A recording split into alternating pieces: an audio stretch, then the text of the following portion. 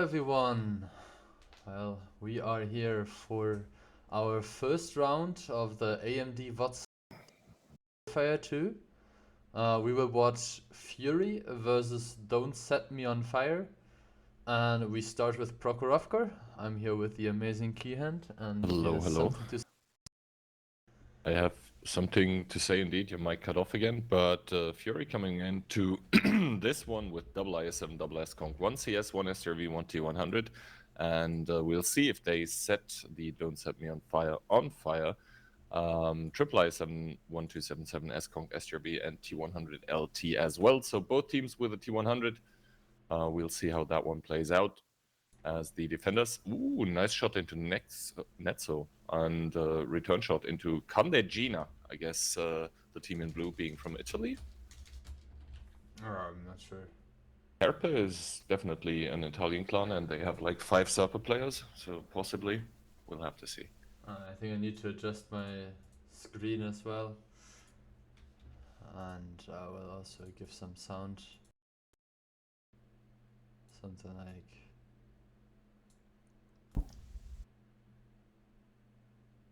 that. All right, so from the defenders, pretty standard opening, I would say. The I7 is fairly standard in the D9 position. He's going to sort of counter the hill. Needs to be careful a bit with Candegina in the T100, who might be spotting him out. We'll have to see, I guess. Meanwhile, Unique and what's that name? Yuri, trying to hit cupola shots in their I7. I don't think there's gonna be any HP loss there. In the next minutes. And ooh, Vervi spots out Candegina, gives a big shot into the T100. Unique tries to peek, gets another one. Very, very low roll though, 373. Was that even, like, can the IS7 roll this low, or was it Bentley from the backlines or Tansov? 490 alpha, and what did he roll? 373. I think low min roll is like 367 or 68 or something like that. Yeah, so it should be possible. But yeah, good shot nonetheless by Unique from the middle.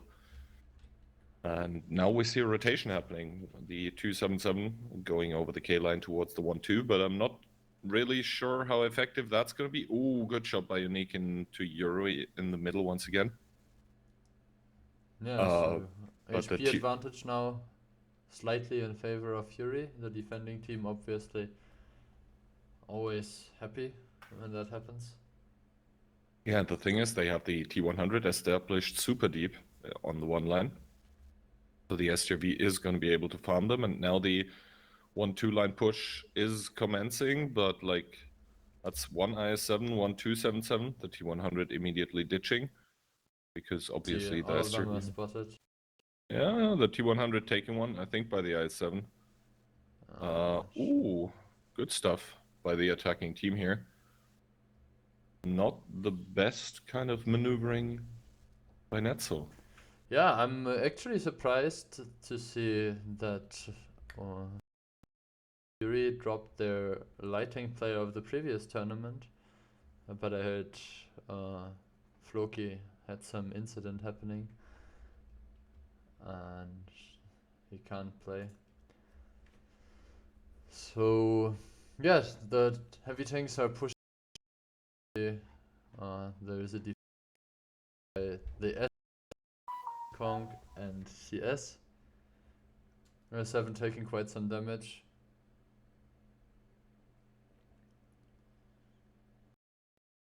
To adjust the screen stuff, I think there's some encoding shit happening again. Oh no. Anyway, Yuri pushing over the middle though, pushing into Unique. Unique now being on a one shot. He'll probably try to give one more shot into Yuri, as he does. Yuri also dropping down to 438. Unique now, the only thing he needs to do is make sure that he doesn't provide a hold down for Yuri against Dandley in the S-Conk. Dandley taking a swing, not getting any damage, but he could even try to farm him down with HE. I mean, Yuri is down to 438 in D5. And from the pushed up heavy tanks, only one survived. Demiurgo being the only one in the 277. And now all the 3 tanks on the 2 line are being gathered in like that A2 position, which I'm not really sure is the best thing to do, because if you group up like that, you just open yourself up to be farmed by the STRV from E1. That's a very powerful position to have, especially as the attacker, but so far not really a lot of damage. The T100 not really finding the A2 campus at the moment. And yeah, on the other side of the map, I mean, Vervi pushing Rafa out of position, Rafa being the super conk in FG7 right now. And notably on the 6 and 7 line, the S-conk by the defending team is also advancing. That's Stanley, trying to get a bit more map control, because obviously they're boxed in the 2 line. Yeah. Is that STRV getting anything done on the 1 line? Not really, right? Ah, Yeah. you're talking about the other STRV, right? Yep. I think he has like some shitty shots onto the S-conk that gets spotted from time to time.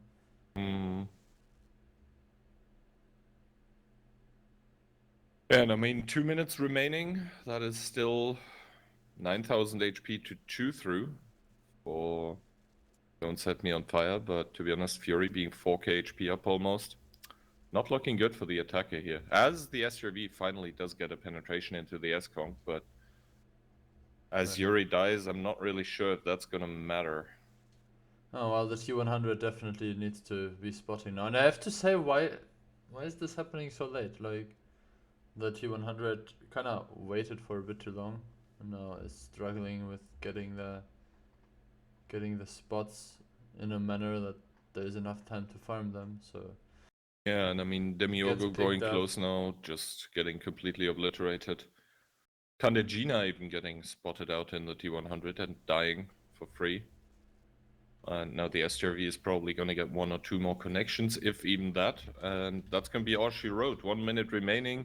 On the other side, Rafa in the S-conk is getting crossfired by Vervi and Dandley. So, yeah. The attacking team not really catching a break in this game here. I guess that's either win by time or win by just being better. Doesn't really matter. Double the HP, then they should be able to pick up the S-conk. Vervi takes the kill. STRV spotted. But yeah, STRV versus STRV, always fun to see.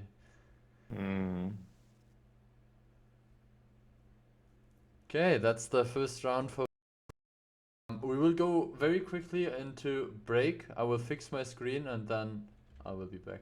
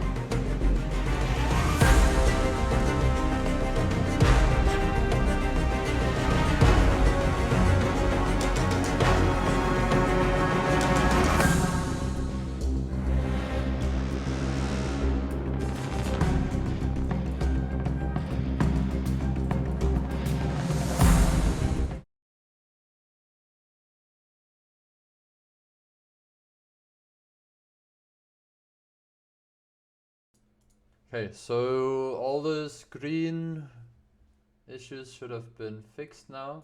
I hope too pain to watch. And we are starting into the second round. Fury up a point after their defensive victory.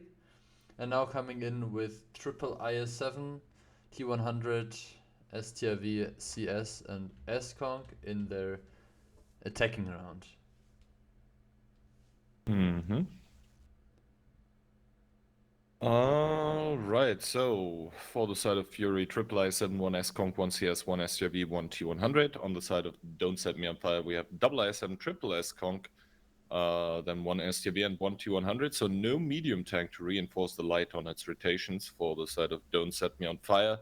The attacking team, they obviously have this, this option in their inventory.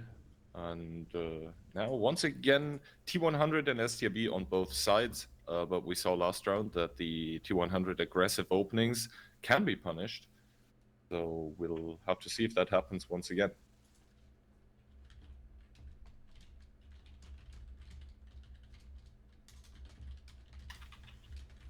Okay, so we see pretty standard opening, I would say, by both teams. And this is more or less what we expected, I guess. The S-Kongs on the A line, the defensive STRV on A1. And now it's on the team in red to decide on how they want to approach this. Kashion immediately taking a shot by Burby in the middle. Not really sure where he got penetrated. I'll try and check. Nope, I don't see it. Maybe I'm blind. But yeah, losing HP on a hold down I7, not really how you want to start off the game. It's so hard to find because the panda eyes have the I think it's in the lower plate in between the pandas. So he was actually overexposing. Either way, T100 of the team in red has now made his way to E8 and spotted out Lenino, yeah, in the IS7. Or Leonino? Leolino? Leolino? Are you okay? Yeah. Slight stroke. Leolino Forest. I mean, we will have the an A team of Papeo Nandavai later. That will also be fun to pronounce it. All right, so the attacking team now pulling Who is Impact in the S-Conk down the 7 line, just to provide a bit more firepower on the eastern part of the map. That being said, though, the STRV also, for real, he just swung over the rails. He's now on the eastern part there. In the bushes, he could be providing support. And now we'll have to see. And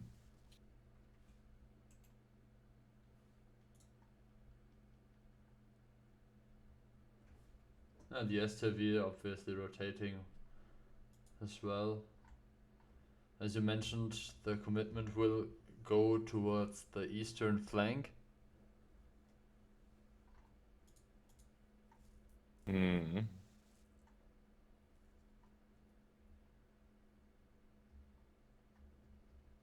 Yeah, full rotation now by the attacking team towards the eastern part of the map. And the T100, the question is, did he see the I7 rotating? Did he see Dantley? Because that would be a dead giveaway. Doesn't seem like it for the time being. I mean, look how defensive he is going right now. Yeah, so he still suspects people in the one line, which obviously, as we can see, is not the case. Kashion taking a swing from the middle towards the rotating tank. So at least some of them are spotted.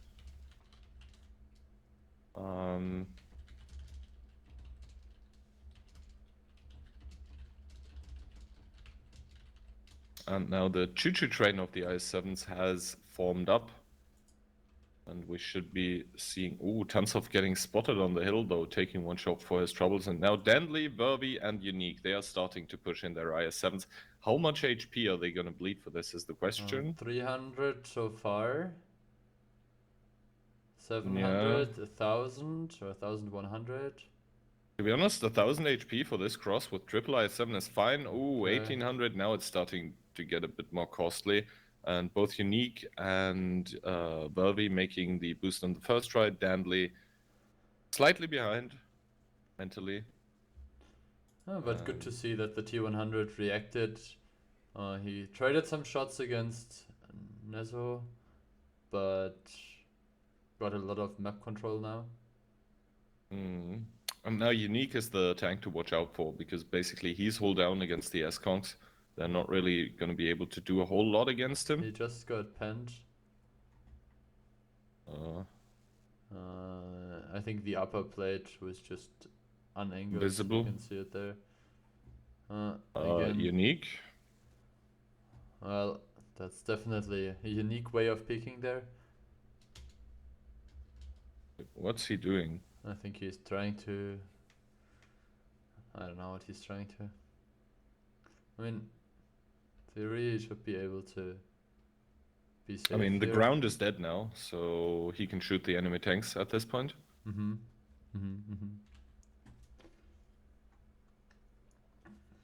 Finally, the first shot of damage, and Dandley also trading against Leolino. But to be honest, 2 minutes and 20 seconds left, and the map controlled firmly in favor of the defending team. So right now, Unique taking another shot by, I think, the SGRB there, who gets spotted in return, has to drop down. But now, all of a sudden, the IS-7 is on 220 look at the HP. penetration. Oh, okay. That's... It's not the big one, it's the small one below. Yeah, I see it directly beside the gun. And there are two of them. Oh, that is annoying. Okay, so the over peak is happening now. You can see Danley peaking pretty wide, getting punished immediately for it. Vervi is still on pretty much 2000 HP, and now the HE spam onto Unique will continue. Bit of a desperate situation for them right now. Only 100 seconds left, and they can't really push anything. I think at this point you will be trying to deal as much damage as possible to maybe get some advantage for the tiebreaker. Yeah, I mean, Unique with another shot into the S-Konk, so that's gonna help them. But yeah, Vervi with another one. 1 minute and 5 seconds. I mean, this is gonna be a defensive victory. It's just gonna be the case of like how much damage is being dealt on the attack as this decides the tiebreaker. And neither team. obviously, like, also important mines on the tiebreaker map. So I would say the defending team on mines will definitely have an advantage. And yeah, slowly but surely, the tanks by Fury faltering here to the pressure of the defenders. Rafa trading one against Vervi, taking out the tank in the process. And now, is Jager spotted in his STV is the question? He might be because of the T100. Yeah, he is spotted. So he's gonna drop down to 46. He's gonna get killed. Impact also falling. That was a 7-0. Yep, clean sweep. Good stuff by Don't Set Me on Fire.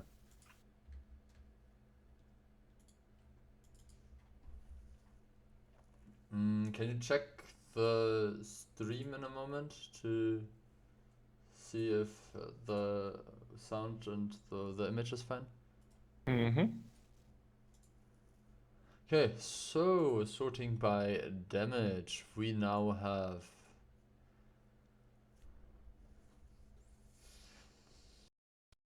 a bit of a damage issue here for the IS-7s, I guess. I mean, 2 of the IS-7s did 3k, which is enough, I guess. But then the rest just couldn't follow on that damage examples. Okay, so who dealt more on the attack now? Have the second anymore. The first one, so you would need to check. I can add together the first one. So the 3k. I think it should be Fury.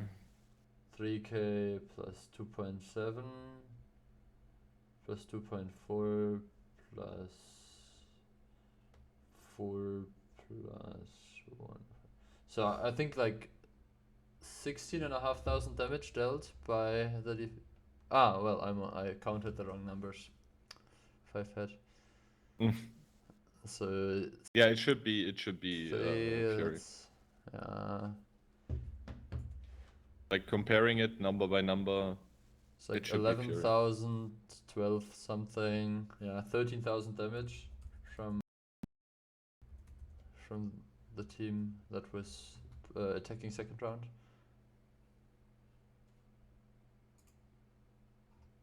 System says Fury has tiebreaker. Owner. So I guess that Alright. clarifies the question. So I guess we head to a quick break and then we'll be back with the Yep. tiebreaker in between Fury and Don't Set Me on Fire.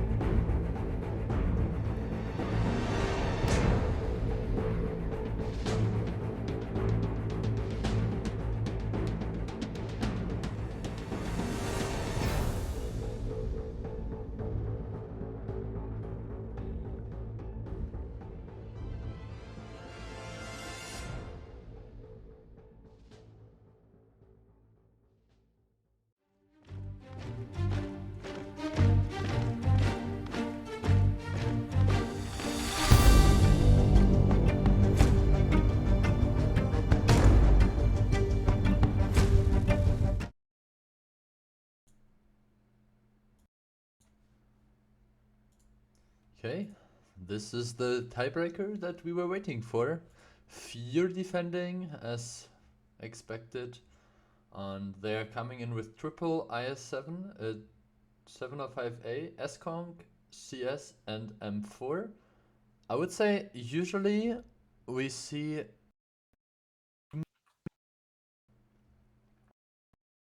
want to like heavy commit on the water side, then I guess one is fine as well, and you can have something in the back that defends from there. All right, so from the attacking lineup, then we have an STB, a CS, 2277, double IS4, and an M454. Not really a setup with which you want to push 1-2 line, not really a setup with which you can do a whole lot from the hill from. So, yeah. Yeah, I wonder what they just will see want to do this. with that. I just see this STB and I'm like, shit. I mean, Bad normally I lineup. would also start talking about the 705 on the No, defending team, but I absolutely, think that's that is fine. fairly normal. Like people have like 705s, IS4s, maybe even 60 TPs in this lower position.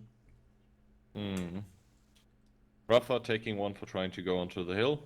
Nedzo just about in time with his IS7. Tansov, on the other hand, has taken one on the one line with his IS7 also. Yeah, that's pretty nice to have like for only 2 shots of damage, double IS7 here on this flank, and they already returned, so good.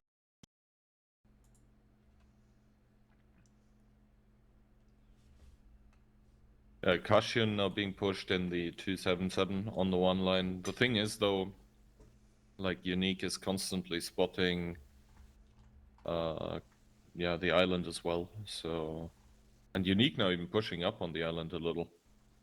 Yeah, you can use this pocket in G1, basically here in this area, to kind of get hull down and spot towards that, or you drive up in this area and you can basically get vision on all this. Plus, if there is a push coming from the blue side here, you can just play here behind the rocks, and this IS7 and the CS from, well, not from there, but like from either from here or from here can support as well. So yeah, good stuff there by Fury, and the HP advantage is obviously helping them as well. Yeah, on the other side, on the 1-2 line, Leolino Forest is now being pushed up, but for real, how much damage did he take in his IS4 and from where? Like, he's down to 1400 in the northeastern corner.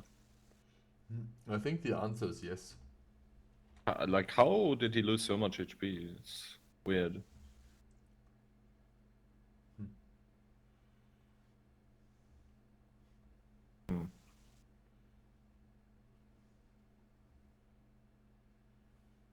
I mean, I see one penetration, but that's about it. The first IS4 is being pushed up now. Interesting timing as Vervi was just about to move forward.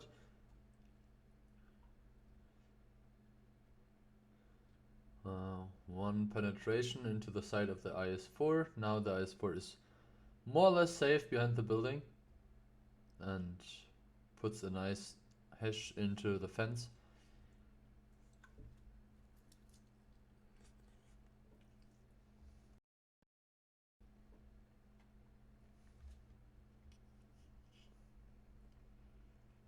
I mean, Vervi now being pushed back in a 704, 705A. Obviously, that's pretty annoying position to be in for him, because like relatively to the IS4, he stands below him, so his upper plate is I think unangled. Unique just got shot by multiple tanks, so he's dropped to 1.3. Netzo now once again driving to the 2-cap, possibly trying to get a spot on the cross, but as we can see, the CS is not really taking any risks with the pathing that he's taking. So yeah.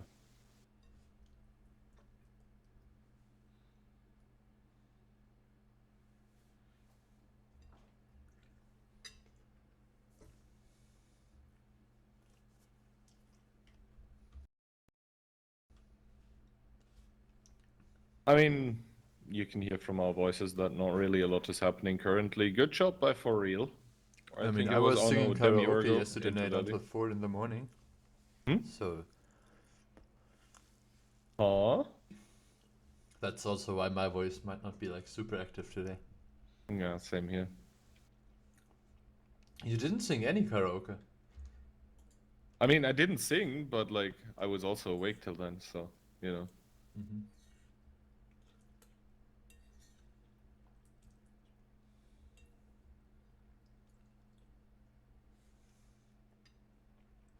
Mm-hmm. Well, I Oh, have to Dembly say, taking a big one, and Fury's like trades right now are not so great. yeah, the trades that are going on are actually favoring the attacking team. So But the time is definitely an issue. yep, and like Vervi can easily decap with HE. He would have to sacrifice some HP for that, but ooh, big hit by Vervi into that IS4. Where did he penetrate? Oh, okay. All right. Yeah, that is a pen and a half.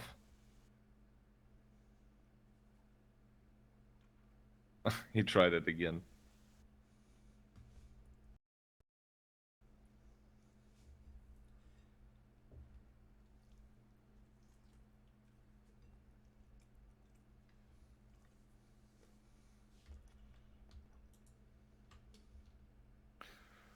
Oh, but yeah, 1 minute and 50 seconds. The cap's still a possibility here at the moment, but as soon as Vervi loads HE, drives forward, it should be done. Okay, never mind. Cap is not a possibility anymore. I don't even know from where he got reset. I think it was Yaga in the CS, and this is now why we see the push being initiated on the 7 and 8 line.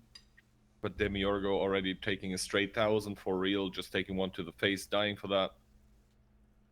This is not looking too good for the attackers currently, and like Vervi is still alive. Demiurgo dying, 2 for 0 kills. I mean, the HP advantage Yuri speaks for itself. Yeah, Yuri driving against the rock. Not really looking great, coach. If you're a Don't Set Me on Fire fanboy. Big fan club of that team will definitely be disappointed. Mm-hmm. Gonna be an outrage in chat.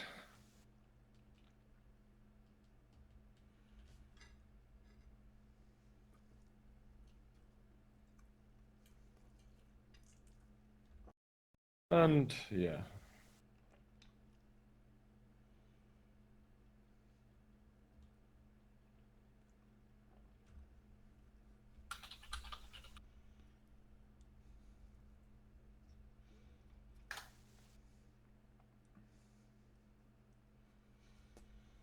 GG. That's the second round for Fury. Mm-hmm. And Fury will surprisingly advance into the round of 32. Yeah, no one saw that one coming. Definitely a big success team of Vervi. Mm-hmm. He's gonna frame this battle result and hang it over his bed. Yeah. Managing to stay strong.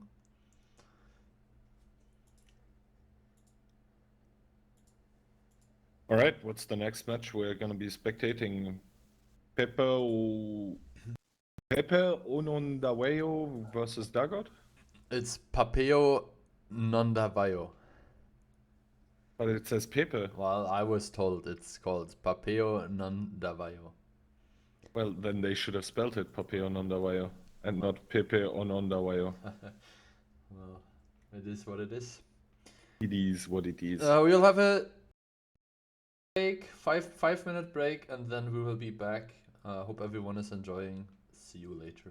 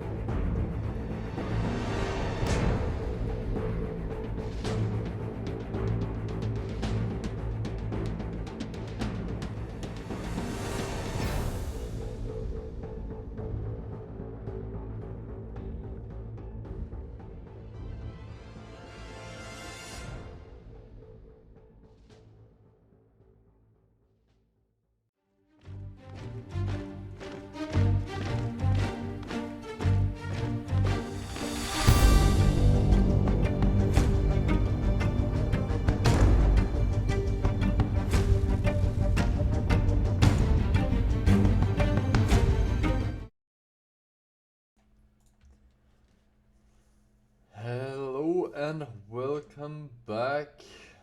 This is the next round, round 2, round of 32. What I got and wait, I need to check how it was pronounced. Nondavayo, the team of Morbology. Yeah, triple S-Conk, 160 TP, 1 AMX, 1 IS4 and a CS. Defense against double AMX, double IS4 and S-Conk. Looks like Keyhand is on his way.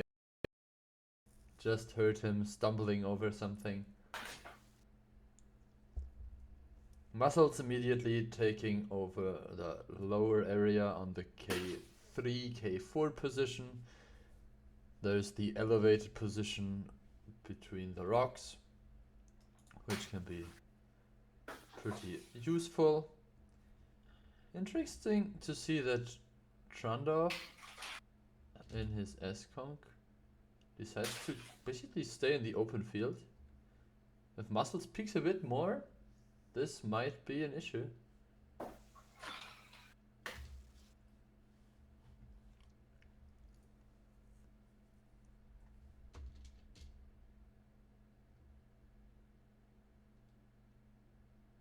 Well, good connection there into the S.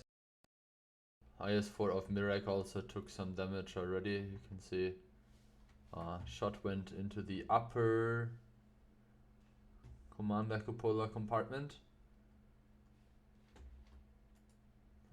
No critical losses so far, but slight HP advantage.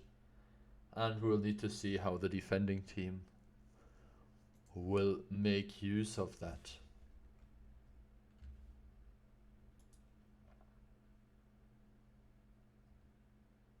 I mean, Mirak has already lost a lot of HP.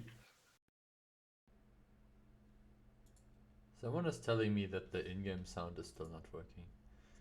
I have an idea why that could be. 1 second. There we go. Is it showing up in OBS? Yeah.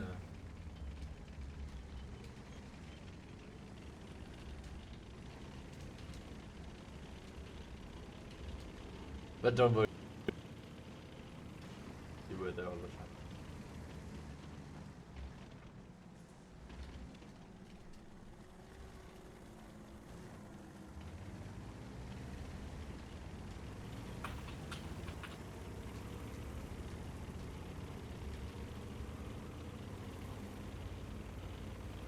Okay, the push is arriving now. The AMX takes quite some damage. Immediately eliminated.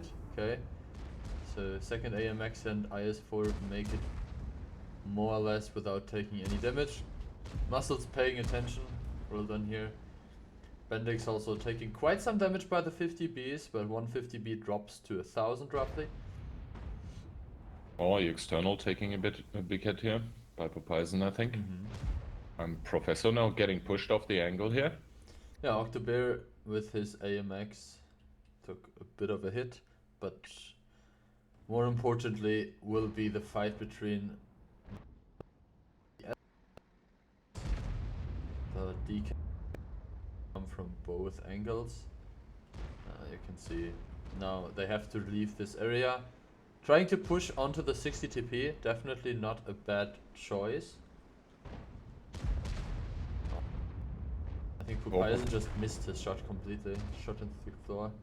Yeah, and Poison took one by the 60 TP, got picked up by Bendix and the S-Conk, and now Izoris even has to run in his IS4. The 60 TP is too low for Mirak from behind to hit him, so both of them actually on a 2-shot here. This is blow dire up times. as well onto OP Hacker. He's a bit closer again, but I guess Muscles will just pick off Trundov now. And I have to say, good stuff by the medium tank to immediately rejoin the fight. There are a couple of one-shots on the side of the defending team, but and now all the tanks are closing in. Mirak will take another hit probably by the CS. 50B trades it out. Good stuff by the 50B. Kayaku paying attention, punishing Floppy immediately, but too late at this point in time. Hazikov putting in some more damage, and while the 50Bs are retreating, I think there's not much to say about this round anymore. Mm-hmm.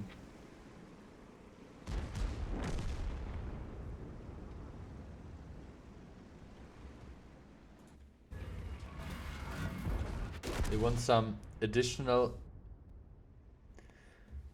I actually recommended Octobear to ask Mirek if he wants to join because he was looking for some EO players, and Mirek was initially part of the other team.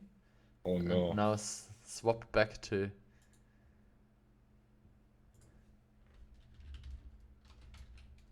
So if he gets too old, then it's an unlucky timing for Mirek. Oh no. Well, for now, Mirek with a bit of a disappointing performance here.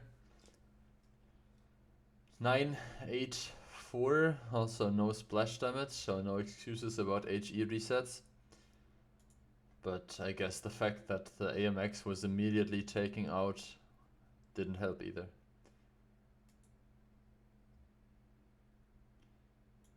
Surprising to see that Muscles had so much impact. Like, that's quite some damage for the CS that was on the outer flank. He put in 1 into the S-Conk at the beginning, and I think 1 into the AMX as well when they drove in, and then immediately made sure that he would get shots to rejoin. So good stuff by Muscles. Results worth mentioning already? Post-draw winning 1-0 against Zack and Hep. Fury winning 1-0 against Cormum, I guess. I think you can pronounce it a bit different as well. How else would you pronounce it? I won't pronounce that. Anyway, welcome to Hell, welcoming Navi UA, 1-0 in the match for welcome. They need one more E in their name and one less L. But I guess as they are not collecting any L's in-game, it's fine.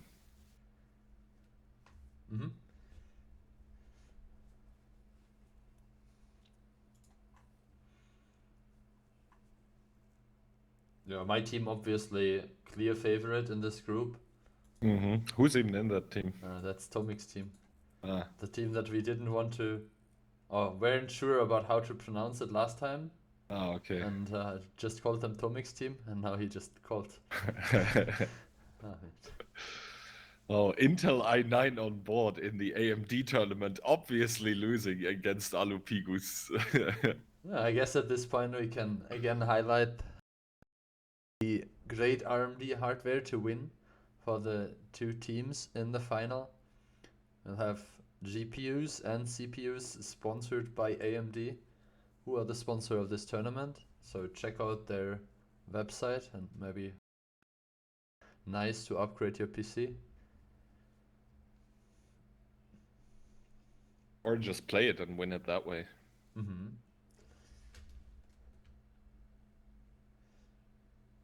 Okay.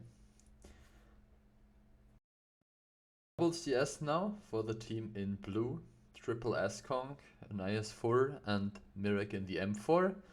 We have OP Bear M4s respectively, double IS-4, double S-Conk and one CS63. Alright, so let's see where the tanks go at the start. For the attackers, Muscles is getting sent towards the north to possibly spot the rotations there. Also Kayaklu in the CS going north, probably A4. One CS by the defenders also going towards the south, towards G1 I guess, or possibly even K1. Actually with bounty optics here, the CS might have a good advantage. Spotting from the A4 or respectively A67 position later. Muscles almost turned himself on his side, by the way. Nearly. Moncasti a moment.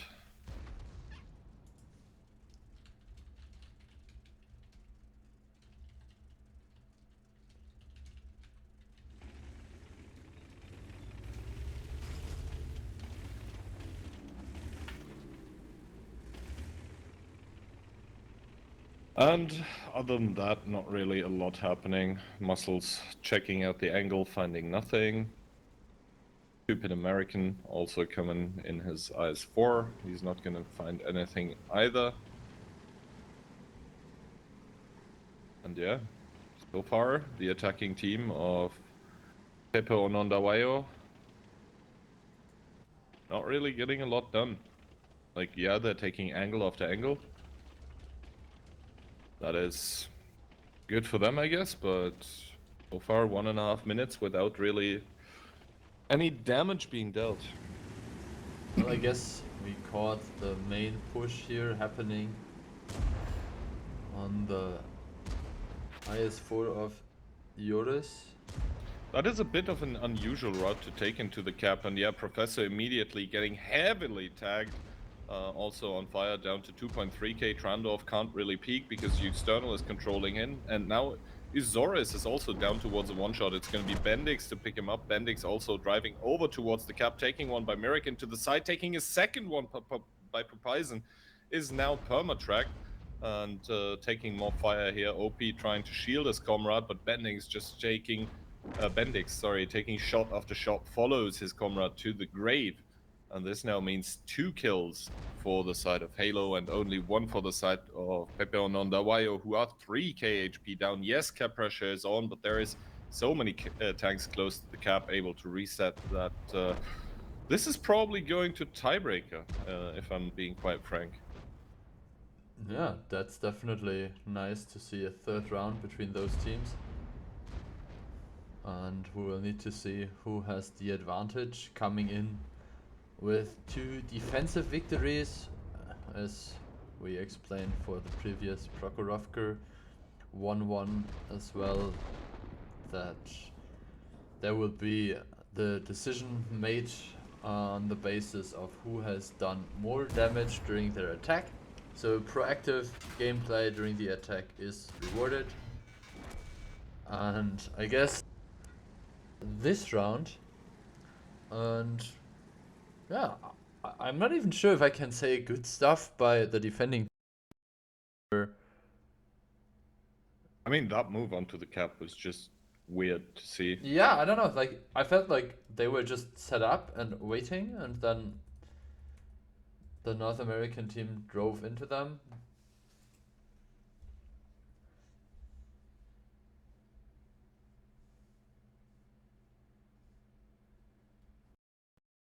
Alright, so let's quickly find out excuse me, who had more damage on attack, and then we'll head to a break.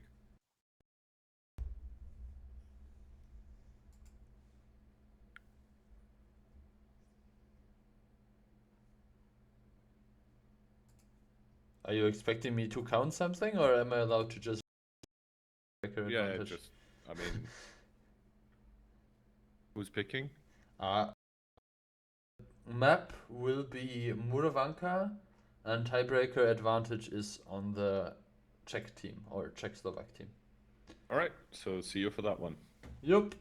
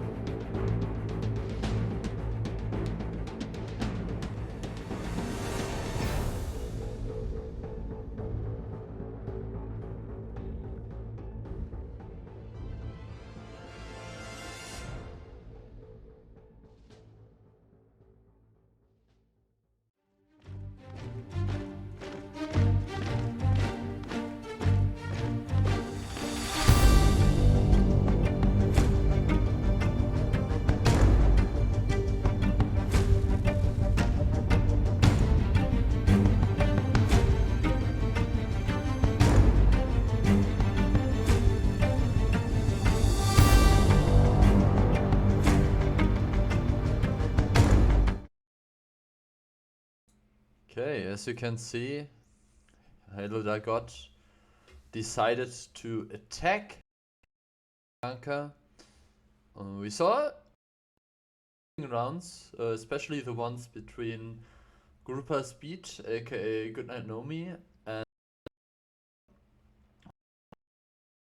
and I'm looking forward to see what this is gonna bring. No light tank for the North American team, and I'm pretty sure Muscles would have had one. S-Kong either side, 2277, one AMX, IS7 and Kran team, while there's a triple AMX M4 on the defending side. And as I was talking, no light tank, but a CS versus Kayak Blue in the T100. Yep, so light tank advantage, as you mentioned, definitely on the side of the Dagot team in blue.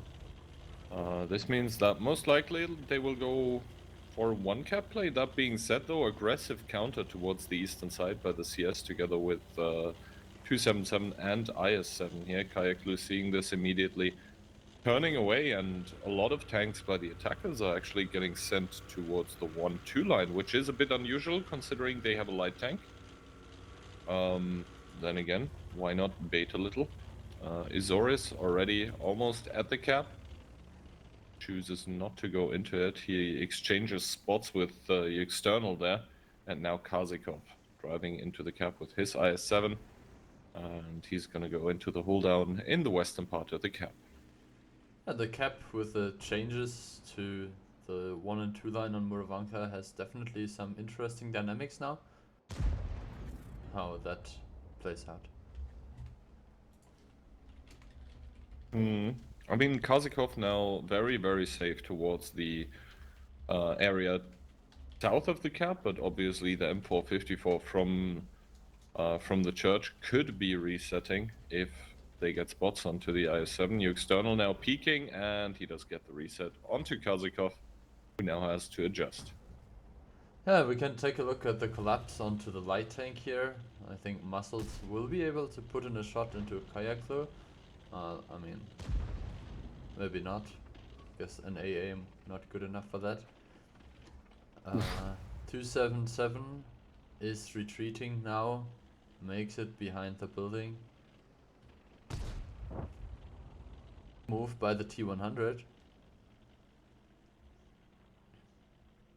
I mean, I guess we should mention that Mirek is playing a Kran. Ooh, next big hit by you external, and he doesn't even get punished for him. Like, Trondorf and Pupaisen both tried to punish, but neither of them got damage into you external.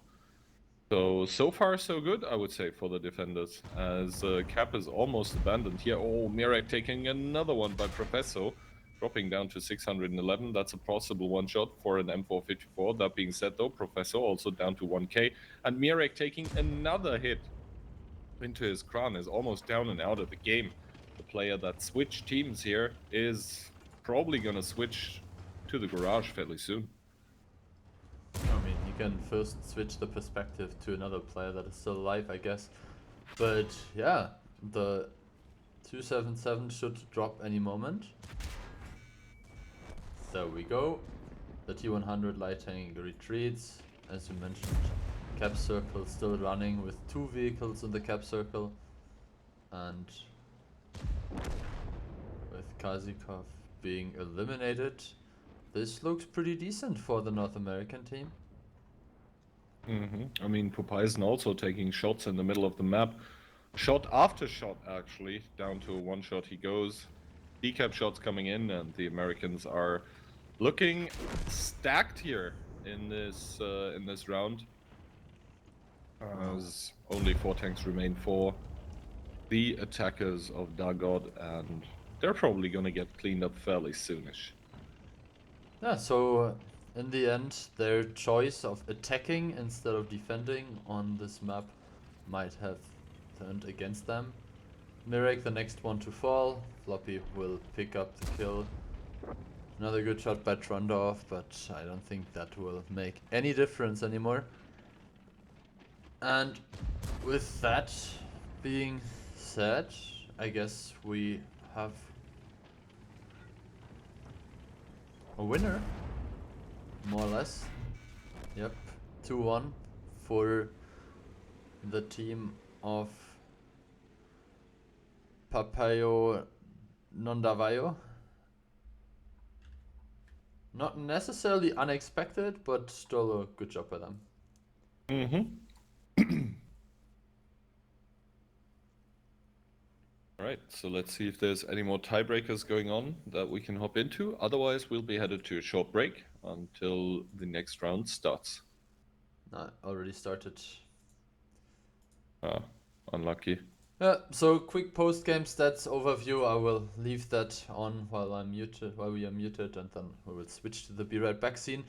The next round will start in minutes, so battles will pop up in a moment, and we will send a poll. I guess we just send a poll for you.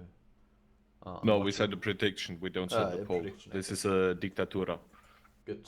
See you in a moment.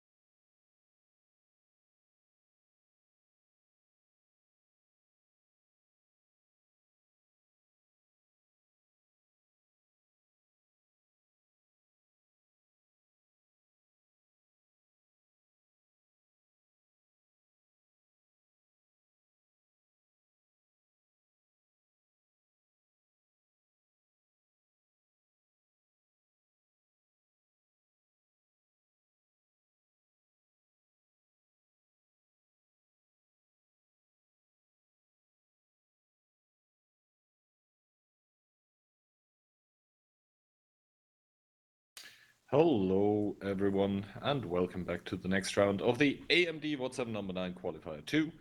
And we are gonna watch the team of LTP, so mostly French 3PX players, playing against Phoenix, who are a team around Aubrey, mostly Axel with a couple tilt reinforcements. What? Huh? I think Phoenix? you mixed something up. Phoenix is Aubrey, no? No, it's Attila, Magic, Haki, and those guys. Aubrey just told me in chat it's mostly Axel with a few tilt reinforcements. Well, I guess we will see. Uh, I thought Frugo would be in Hugo Like, is in there as well. Frugo, Magic, Attila, Haki. Lip, Aubrey, White Rock, Horse, and Itox. Well, doesn't look like an Excel team to me. Well, he said Axel. I guess he trolled me. Because it is actually mostly tilt players. Well, you One can go Excel. through the lineups to distract from your failure. What do you mean my failure? Aubrey just lied to me. Alright, we have WoT7 triple CS, 1 STB, 1 TVP for the side of the Frenchies, which are in Nude currently. And on the other side we have quadruple CS, 1 Batchat, and double B.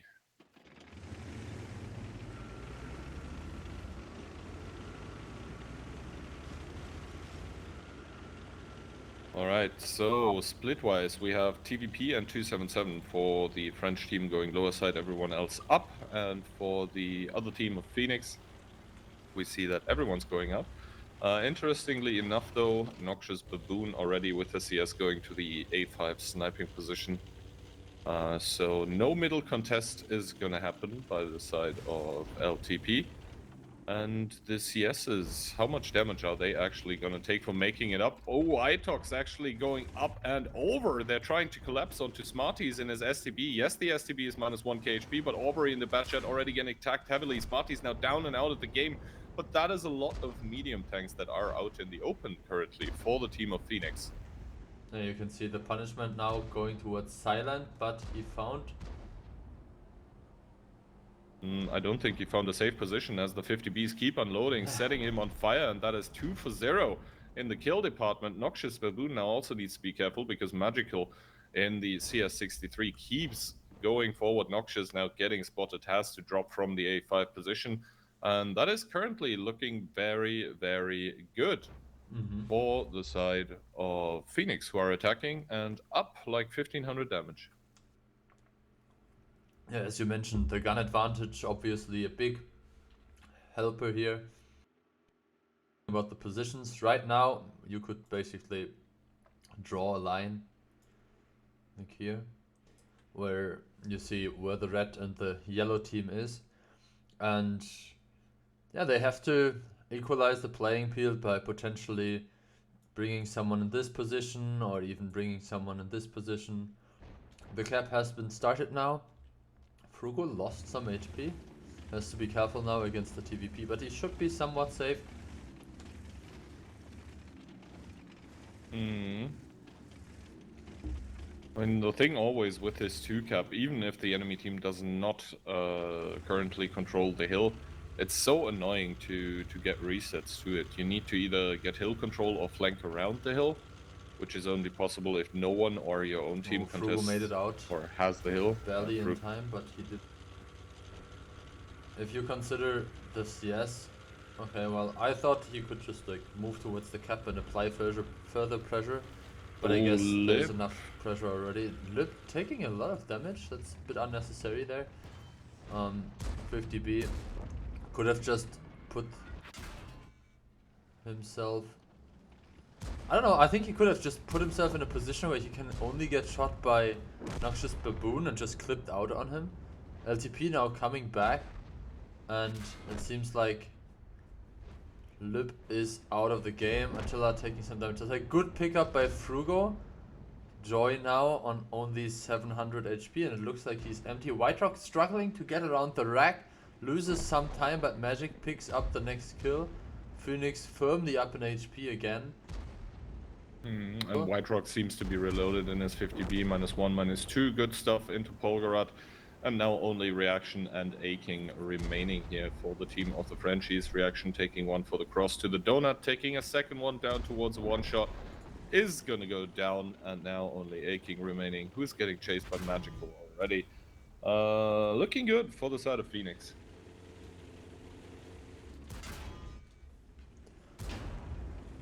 Yeah, I mean, solid stuff, and that's their attack. So usually that is a very good sign. Winning first round on attack. And I have to say, this LTP team is definitely not an unexperienced one. They should be a force to be reckoned with, and I'm not counting them out immediately. Although you have to say they just got caught completely with their pants down at the start of the game, where the STB got taken out, and the 277 double tracked in the open, getting set on fire. That's obviously a very harsh start to get back from. Maybe we they want did to manage to do it. quickly highlight the performance of the Excel team. Aubrey representing the Excel team here with his Betchat. A full 1000 damage combined. Good stuff by the Excel team. I mean, the tilt part and the MVPS part of the team on a different piece of paper, right? But just to highlight that for a moment. Yeah, I mean, Itox only did so little damage, so Aubrey would feel better about his performance. Exactly.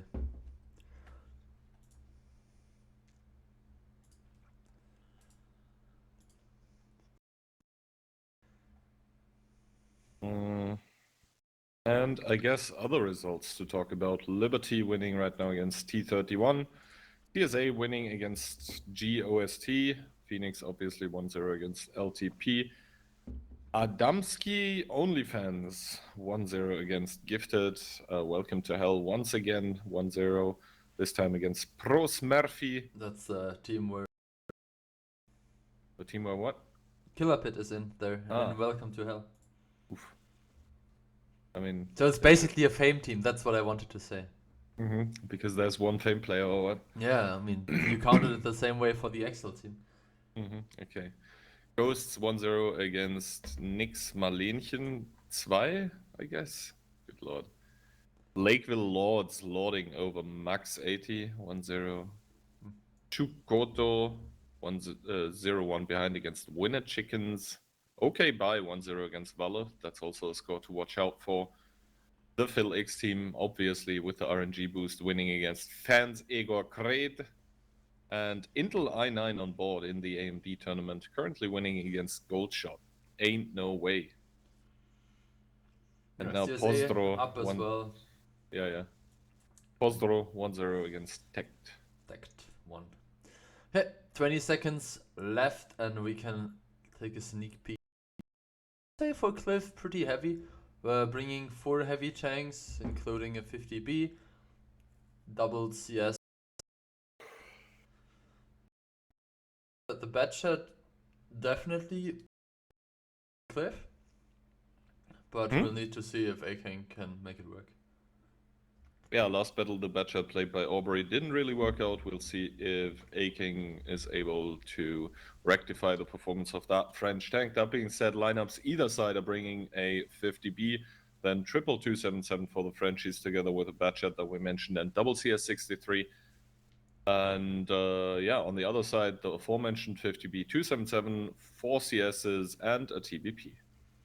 Yeah.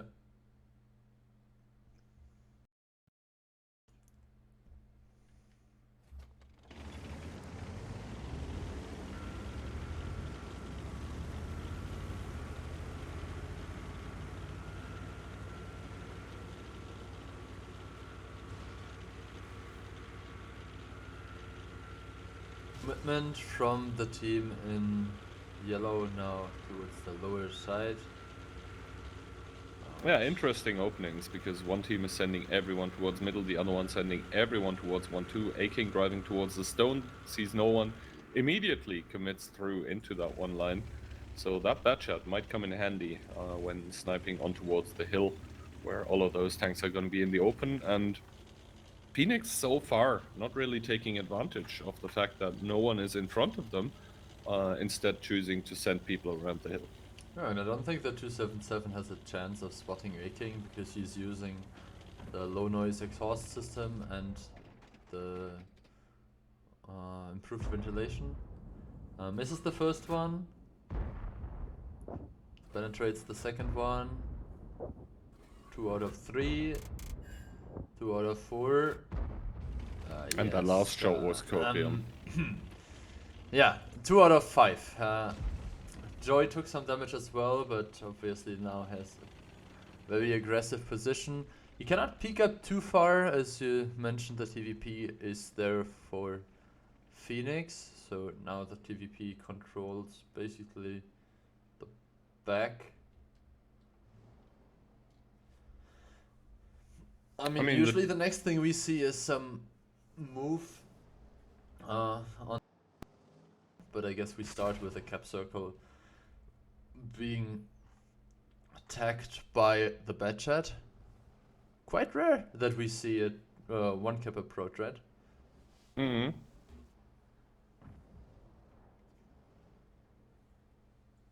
Yeah, one cap. I mean, in general, caps are pretty rare on Cliff, but you can obviously just turn the what's it called? Basically, the dynamic of the game. You can turn it around by applying cap pressure. Now, the defending team all of a sudden needs to make a move, and they need to do it soon, within like 1 minute and 20 seconds. They are shuffling White Rock away from the cap currently, which is pretty interesting because A-King is not going to stop standing there if he doesn't get forced off. Move here by the team in red, yeah. Alright, so Donut Repush being started by the Phoenix team. They are going to find 4 to 5 tanks of LTP in their Magic, trying to cross, trying to go over towards that crossfire position, being followed by Frugo and Itox. Magic actually, crucially, does make it over, but so far the punishment onto the Frenchie is not really heavy. I think Reaction has to be careful now, because he's a bit exposed in his 50B. He should try to stay at least on a 1100 HP in a 50B is pretty good. A-King rejoined the fight there. You can see the 277s battling it out in the background, but yeah, this is the fight that will most likely decide the outcome of this round. And Silent was eliminated from the game.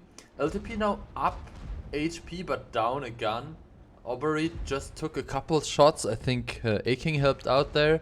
White Rock making his way around, trying to clip out on Joy. 3 out of 3 so far, but not able to penetrate the last one. So game is still pretty even. 6 against 6. Itox now very aggressive here, trying to get rid of Reaction, but big HP losses. Frugo picks up the kill. Now Itox should be the next one to fall. The 277 still alive. A-King has to make the difference. The 277 still not fully in the game. 4 against 5 guns now. All the HPs are very low at this point. Yeah, but the thing is, A-King still has HP in his bad chat, and now Joy coming from the side. Good shot by A-King into Magic. And Frugo, very well done. That was actually Magic picking up Joy, but yeah, still the possibility here. Yeah, but like Frugo took the moment when A-King went down to find another angle and get out of the like basically open field position. So I think it was a very good move to basically have the timing together with Magic. I mean, good pickup as well, as you mentioned. Oh, you don't see it with your observer mod, but A-King just pulled a reload. Like, A-King is on reload for 30 seconds now, and Magic and Frugo, they don't know that, obviously, so that's why they are not committing. But yeah, Noxious Baboon hiding with his one-shot CS. Now, Frugo driving into the middle, and the thing is, LTP still has to attack. They still need to make the commitment, and I think they're pretty well set up for that. The defenders, that is, because that one shot by Frugo into A-King, that made A-King a 2-shot. So basically one shot by either of the CSs and Aking would be down and out of the game. And I really like Frugo's position because he basically has crossfire onto magic, and also he spots everything. So yeah, good stuff. I think he's second guessing himself a bit there, but really nice work by him. It's not really an obvious push either, so Yeah, I really like what Frugo is doing. I think what you were saying with the obvious push would probably be this one here, but this one can get quite easily from d5, so I need to see how that works out. 100 seconds left, so LTP can no longer...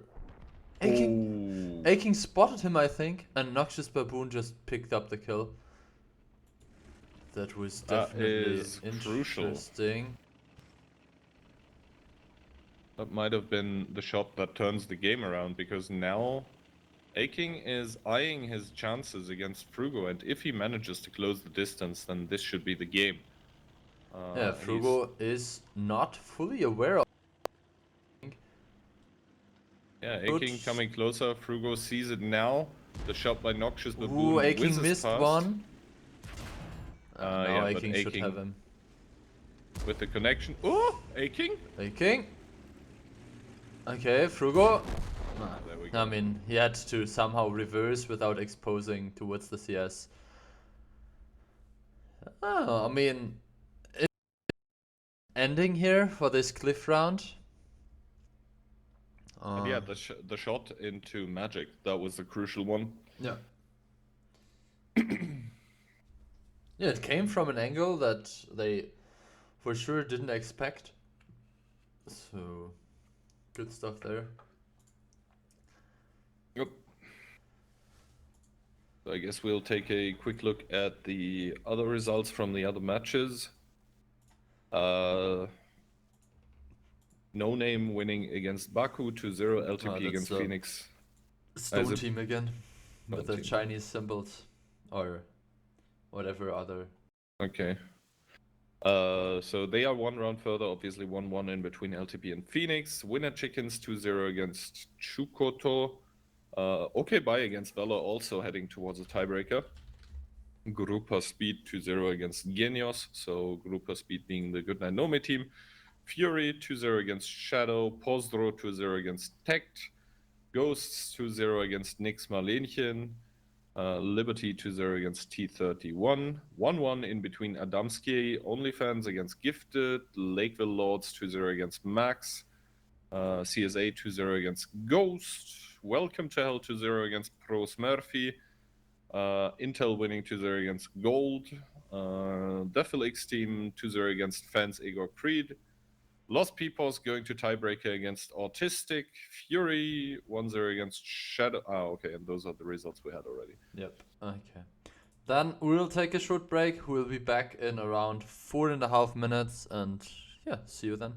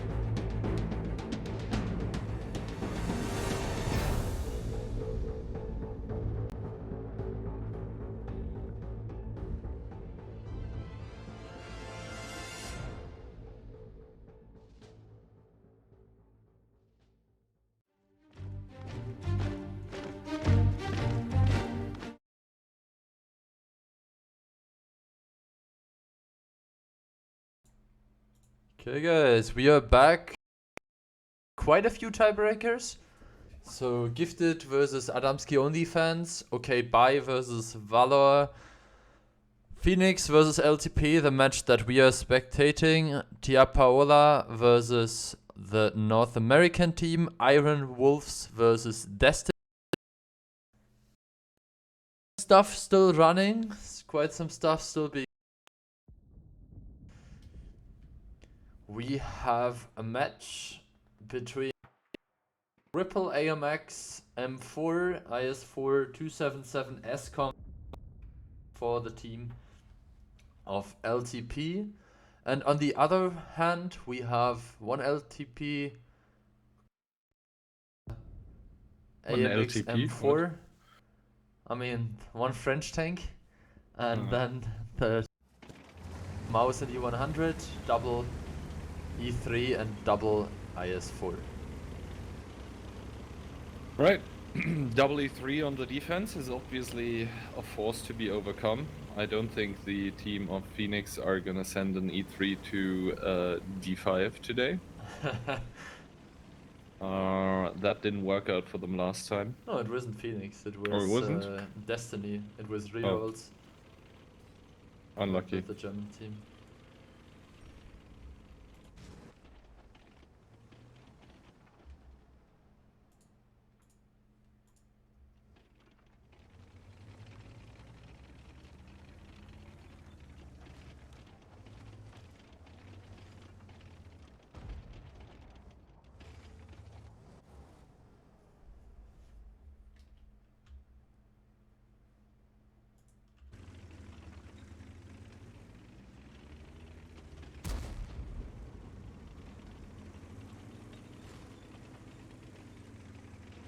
The stream just caught up to the interesting cliff scene. That was interesting batchat shots. Yeah, while we are watching it, obviously 1,500 HP advantage for the defending team. That's mostly because of the two super heavies with the mouse and the E100 being picked, plus medium tank being on the CP. Always interesting to see who has field mats and who hasn't, especially here with like White Rock and Magic, where it's 140 HP difference. That's actually a lot. Yes, I never noticed that there was a little courtyard in the church, actually. I just flew there and found this out. We can, I guess, share this amazing information with.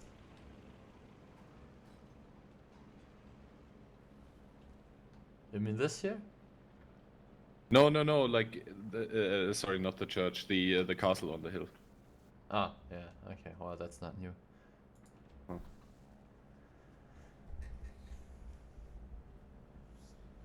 So, what does the team of Phoenix do if there's one cap commit where tanks will be controlling this angle, getting close here, and over pushing this? I guess it will be quite hard to get back the E3 and the mouse over or they both would this area and this area. They would bleed a lot for it. I mean, on the other hand, the E100 will definitely be able to get back here or even into this area, and I guess the IS4 can side scrape from this point. But by the way, Silent already paid us paid some HP towards Frugo for crossing the 8 line. That's why we see reaction. Frugo is known to be a gamer. He wouldn't miss out on that damage opportunity. They're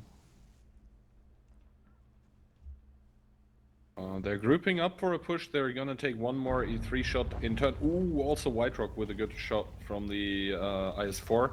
But yeah, all of them spotted. This means that we are probably gonna see a reaction by Phoenix. We now know that it is a 2-cap play. Oh, another big hit by Lip into reaction. Who's down to 709 HP. So He's this on is his way back to the bench. Yeah. I guess a team player going in first, taking the shots. taking it for the team, literally, quite literally. But yeah, the players by Phoenix already getting shuffled back towards the cap.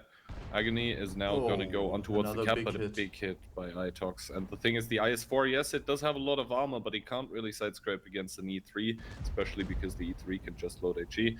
And yeah, Silent now in a hold down in the cap as well. Cap started, but obviously either Haki or Magic, they could both load HE to just decap him. Good shot though by Silent into Haki. Yeah, and now you can see first trades here settling down to roughly 4k HP disadvantage. Okay, I mean, a couple more traders coming in, but as it stays with roughly the same result. And 30 seconds left on the cap, obviously with Itox and Attila being on this side, there should not be a problem exactly to decap the M4. Oh, Silent and now Lip takes has the another window. big hit. Yeah, Lip has the window and is able to decap Silent, who is getting decapped by Magic as well with HE. So things right now turning from bad to worse because there is a 4k HP disadvantage and I don't really see the cap completing anytime soon. Also, very importantly, Joy with the S-Conk has been moved from B0 to AB8. So temporarily the angle against the mouse isn't really there. And the street is kind of narrow, so he can't properly side scrape that. Magic taking another hit by Silent though. Goes down to 777, but both Haki and Magic now whittling down Silent with those HE shells. A clean one-shot for any gun that penetrates him. And smart game with his CS. He should have at least one free shot there, exactly. That's the first time he's peeking from that angle, but he won't be able to repeat that. There we go. Attila returns the favor. Now Attila has to trade against two tanks, so the mouse might bleed a bit, but still you can angle and return the fire. As you mentioned, the thing is though, before Attila dies, he should drive out of the cap. Yeah, or at least back up a bit, so there's no way for... Oh, well, that was the worst place to die in, literally. Yeah, like but it's only 1 minute 20 this left. Game, but... Yeah, for the next time, I guess he could buy the cap shield for the attacking team. If there would have been 3 more minutes on the cap, on the timer, then that might have mattered. Big 672. AMX there striking again, and Agony might actually end up as a one-shot now, or might have ended up already. 45 seconds left. Good shot into Lip. Polgarad coming in with another clutch 600 roll, but Lip, I don't think he cares anymore if he dies, because the game is won anyway for the side of Phoenix. 7,000 HP to chew through in 30 seconds, and yeah, Lip now even with another kill here, as White Rock also disposes of reaction. And now, yeah, Joy with the desperate push onto White Rock, but Lip is helping from the sidelines. So yeah, good stuff by the side of Phoenix, and unfortunately we'll have to say goodbye to the team of LTP. The Frenchies knocked out in the, I think, quarterfinals of this WoT7 Qualifier 2. Better luck next time. And as the game concludes, Phoenix do make it to the semis, I think? Yeah.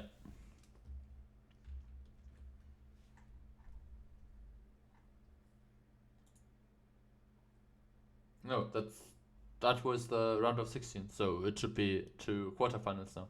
Oh, okay. Okay, let's take a quick look at the damage numbers. Frugo around 3k damage in their E3s. Good start. Lip, a lot of damage in his M4. The IS4s doing their job as well. Mouse dying in the end, but didn't really matter too much. Haki, team player, picking up 2 kills. And the S-Conk did pretty decent damage, but it was just not enough. And that concludes this round. We'll have a short break again to jump into Fury versus CSA, or I think I saw some other interesting ones. I guess we just saw Phoenix, so we don't want to watch that again. We will keep you updated on what we are watching next. So see you in a moment.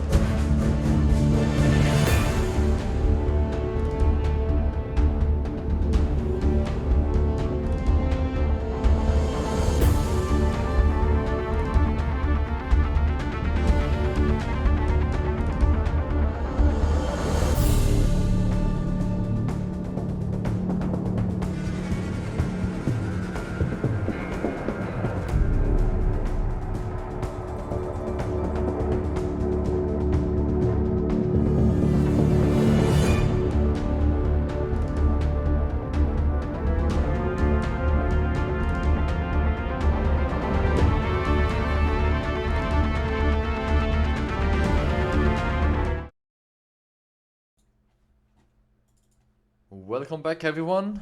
Fury versus CSA is the next match that we are going to watch. Oh, I We're still need to set up a starting prediction. on Tundra, and we will start as well with Fury on the defense.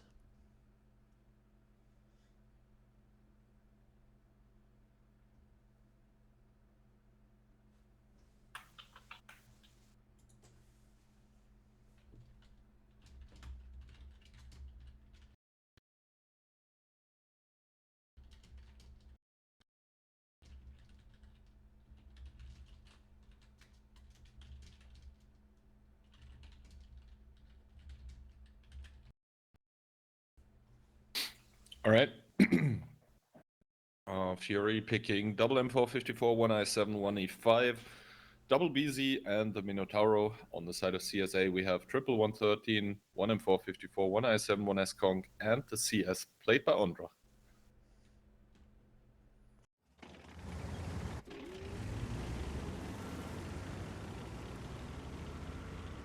Yeah, it looks like the CS is moving forwards into the same bush that we had a blind shot in last time. Trying to spot out the rotation beginning. And South commitment by the attackers with the CS going to the fairly standard bush, knocks over one tree. We'll see if Ondra gets blinded here actually, but it seems like he only wants to punish the cross. And indeed he does so. Good shot into Tansov. Taking one here. Obviously Ondra gets spotted in return, but I don't think he's gonna care too much about this. They got the information they wanted. They saw the M4 crossing. And I would say that's a fairly unusual position by Yaga, but not a bad one to punish the cross into the K1 area here. yeah, you can see quite a bit of that street. So that definitely helps him with finding a way to put in a second shot.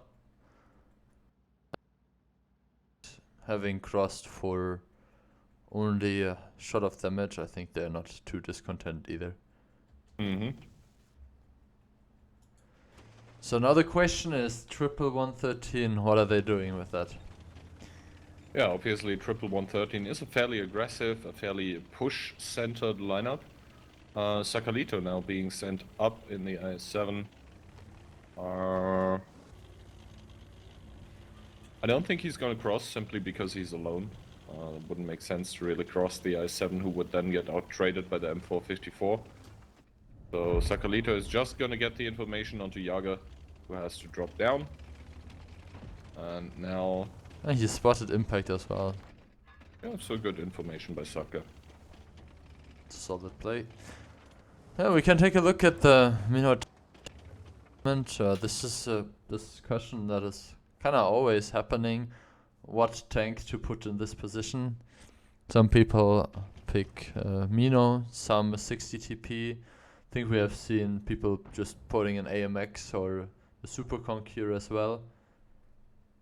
Or even an IS-7 or IS-4. But the gun depression for sure helps. And the Mino is pretty hard to pen. Down. Mm-hmm. So overall, one shot of damage taken by the M454 and also one shot taken by Froley in the 113 in the northern part of the map, and that's just about it.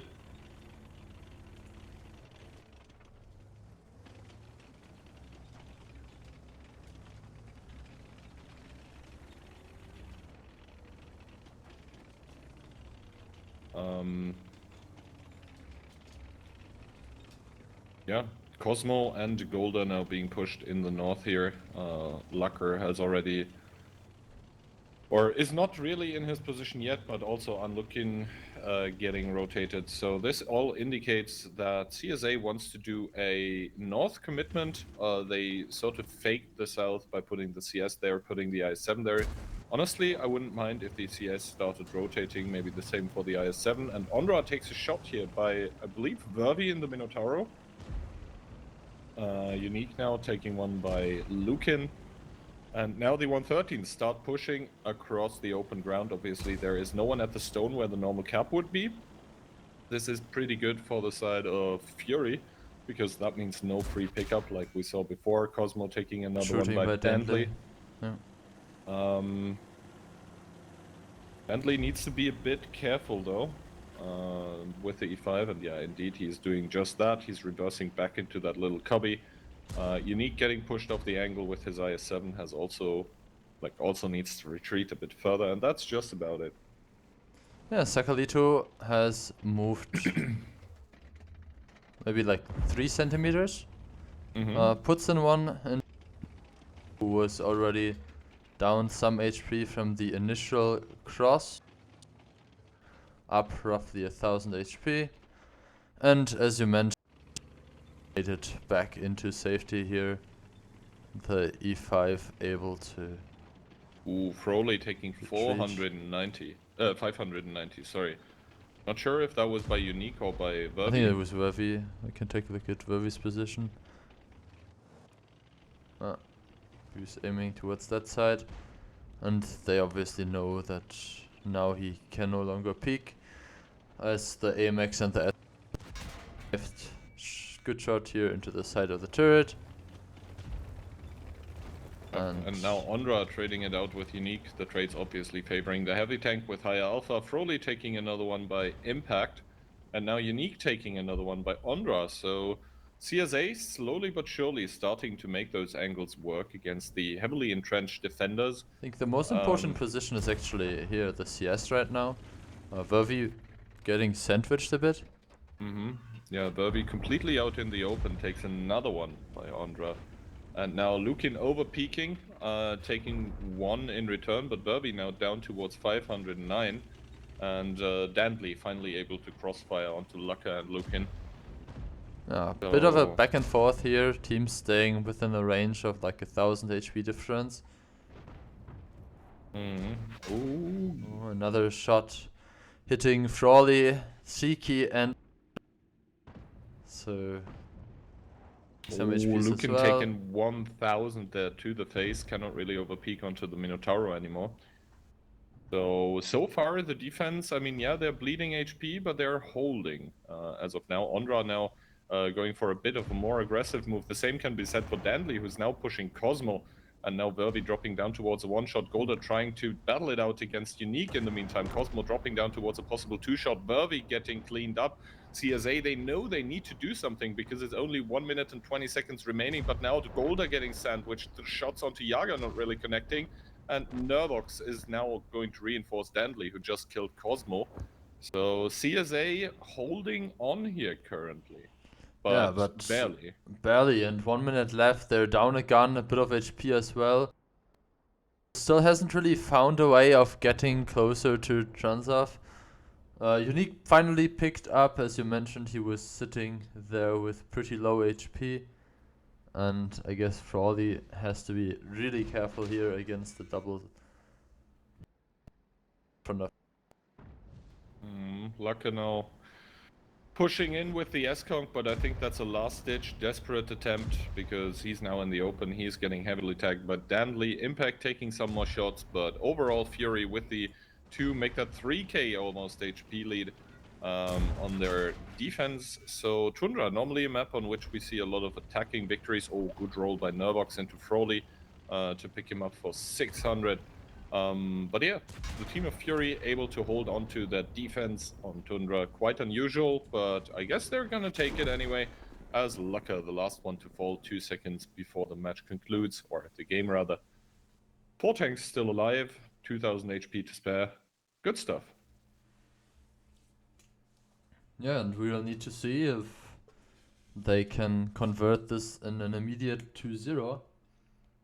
Because as you mentioned, Tundra definitely not a very defensive-sided map. And Dantley, good shooting. 14 penetrating hits. Yeah, that E5, once it gets to farm, right, it can be really good, but obviously it has a lot of other drawbacks. I guess we take a look at the other results. Pozdro already done with DTET, advancing to the semis, I guess. Fury 1-0 obviously against CSA. Welcome to Hell winning against the UA team. Phoenix winning against Los Pipos currently. Destiny winning out against Stone's team. Next winning against the Lakeville Lords. Valor winning against the Winner Chickens. I guess we call them loser chickens now. Intel losing against Grupa Speed at the moment. Adamske winning against Ghosts. The Felix team winning against Cyrillic Name. I mean, that's definitely not. I mean, you had probably a really witty comment, but the microphone once again acted up. So I was just talking about my team performing well, and that not being a surprise. I guess that's subjective. Wait, what? Well, how many teams are there with your name on it? They're all 2-0. They're adopting the fame style. You know, if you can't lose if you don't play. 2-0 there. I guess we can take a look at the lineup in the meantime. Second round of Tundra. AMX M4s are the name of the game. 3 of those French heavy tanks. Double IS-7, 1 S-Conk and a CS. So this time no Mino and no VZs, which is not a surprise because on the attacking side you tend to prefer armor and mobility over the burst of a VZ. 20 seconds left and we have a couple more results. Adamski winning against Ghosts. Yep. Ooh, a quick player switch before the end here. Netzo being subbed for Yaga. And 3 seconds until we'll be able to tell the CSA lineup as well. Yeah, that means Tomic's team play against Postro now with the information that we are already having.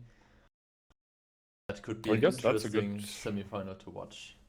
Yeah, I think that's what we will do. Obviously, starting next round, it'll be best of 5. First of all, we'll see though the match point that Fury now has against CS8. You mentioned a triple M454, double IS-7, 1 S-Conk, 1 CS. And on the other side, we have a 113, 1 M4. Then we have double IS-7, 1277, and S-Conk, and Froly playing the bat.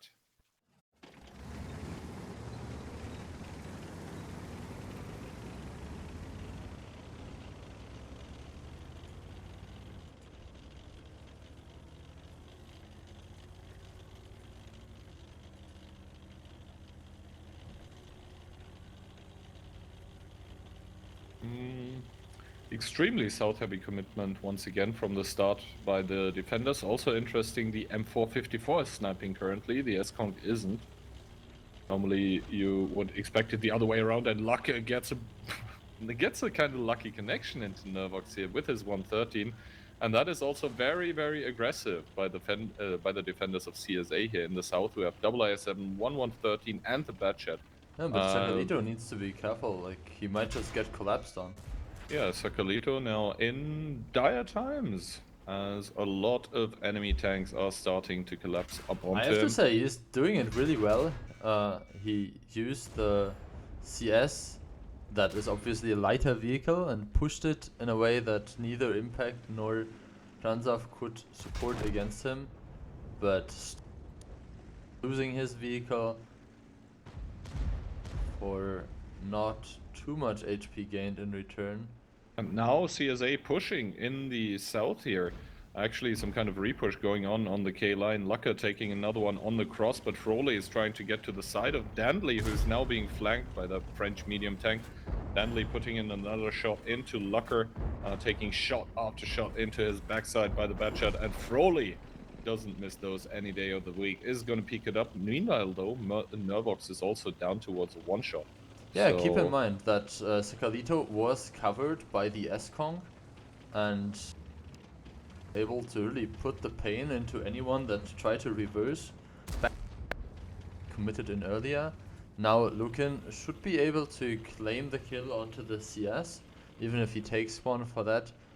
And that's not even the case. And CSA is now up to KHP. They Gun are in as dire well. times once again on the K line because both Unique and Impact are being pushed up. Lucker is the first one to get claimed there, and now CSA starting to collapse onto Burvey, onto Tanzov that are still being covered by that Superconk from the back lines, I believe. They are trying to show their teeth on towards the CSA tanks that are collapsing up onto them. It was a bit big of a fire misplay onto there by Lukin. Unlookin. He should have just went in, but he hesitated a bit and got shot by both the AMX, plus the fire. But CSA is still up in HP, up in guns Wait. as well. Transov should be able to finish. Nope. Did Netzo have a disconnect? I think so. I'm assuming that this is the case.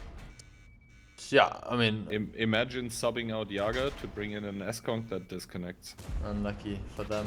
Still, I would say CSA played that pretty interesting. I'm happy to see a third round of... even if it might not be the nicest thing to end up winning in a 3 versus 4 on this side. I mean, at the beginning it would have probably not made such a difference, but...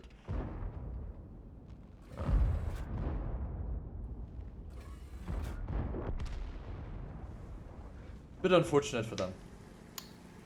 Exactly. This means we are headed to a tiebreaker. I don't mind that either.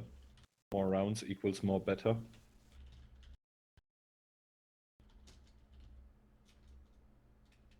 So let's see, first of all, what the damage numbers are, and after that I guess we can take a look at the other results. Yeah, good stuff here by the Batshot player.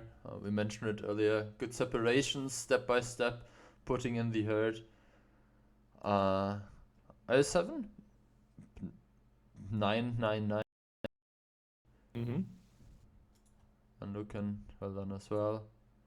Saka doing his best. Overall, stellar performance. Obviously a bit unfortunate that this ended up 6 versus 7, but the S-Conk drove a bit, so I guess at least that signifies that he was not completely gone. Alright, other results. We can see Los Pipos losing 0-2 against Phoenix, so Vervi 1 round further. Group of Speed disposing... Huh? Vervi was literally just in the game that we played. Ah, that's Aubrey, right? No. It's is it? the No. Yeah, Aubrey is in that team, but it's not Aubrey. Okay. So Group of Speed disposing of Intel, CSA, Fury going to tiebreaker, Destiny winning 2-0 against Stone's team, Welcome to Hell winning against UA team, 4KW and 8 apparently not enough to win against Liberty, who won 2-0, Lakeville Lords versus Next going to tiebreaker, Valor winning against the Loser Chickens, and that is all the new results we have. So I guess we go to a quick break, and after that we'll show you the tiebreaker in between Fury and CSA.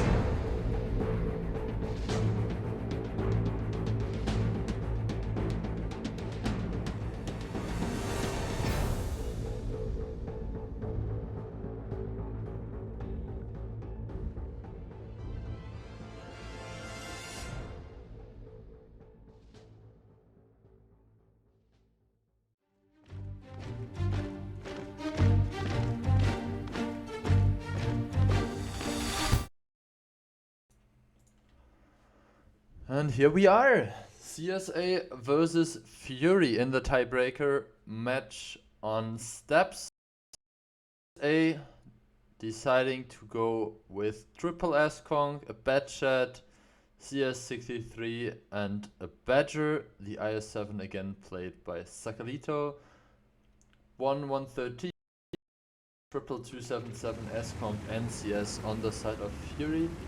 Interesting to see that we have no light tank player in this round, and the Batchat did not decide to go for spotting, but to go for HP and be brawling mostly.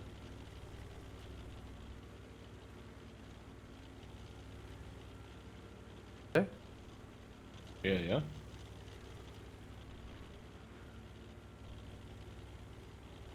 Alright, so very south-heavy commitment by Ondra and Cosmo, sending both the CS and the Batchat towards the K1 position.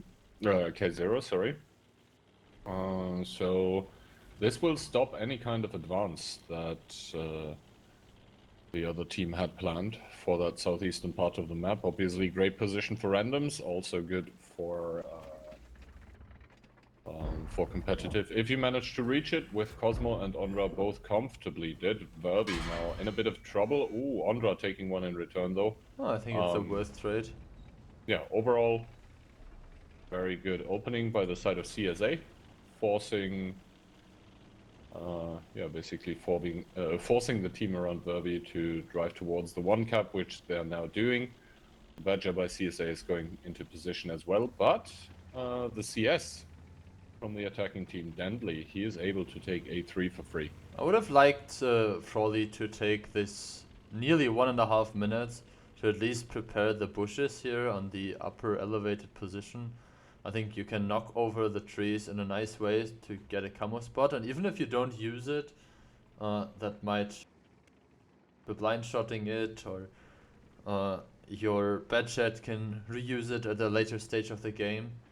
So Frawley now spots out Vervi. So far not touched in the Badger. Badger also with the improved optics, interesting choice here. I mean, yeah, he's probably supposed to spot medium tanks that are standing on the cap, so I don't hate it. Yeah. Also, he only has 1 mark of excellence, so he's trying probably Frawley for CZ, you know. Trying to get those gun marks by spotting and not damage. We'll have to see. Trying his luck against Vervi's turret, not going to work. Frawley, though, needs to be careful, because Unique is going to be able to shoot into his side, which obviously has a lot less armor. Now Dandley driving over towards the cap. The question is, does Frawley see that? Well, so far Frawley wasn't even able to fully peek up there, because you can basically see there's a crossfire between the 277s and the IS-7. And taking a look at Frawley's position, you can only see the IS-7 and the 277. Important to notice is also the second S-Kong from, or not one, it's not the second, I guess. Nervox here in the middle. Just realized that there are 3 CSA S-Kongs. He should be able to stop an advance that is coming from the team in white over this side or this side towards the cap. So that's definitely a good adaptation. Just get overpushed by 3 people, but the 113 should be able to spot that out as well. And now, as the cap keeps ticking, we see rotation in the south by the defenders from CSA. They're pushing the Batchat, the S-Kong, and the CS. All of them are chasing Yaga right now in the 113, who's trying to get away, trying to make an escape. He seems to be succeeding on 1800 HP, so that is good stuff for the team of Fury. And now we'll have to see, because Ondra is actually starting to drive towards him. Yaga just fired. Ondra sees there's good reaction, good shot into the 113. Ondra obviously needs to be careful not to overexpose. And I now think on it's the... a good decision making by Ondra to not into the... What is it? Haka took some damage also.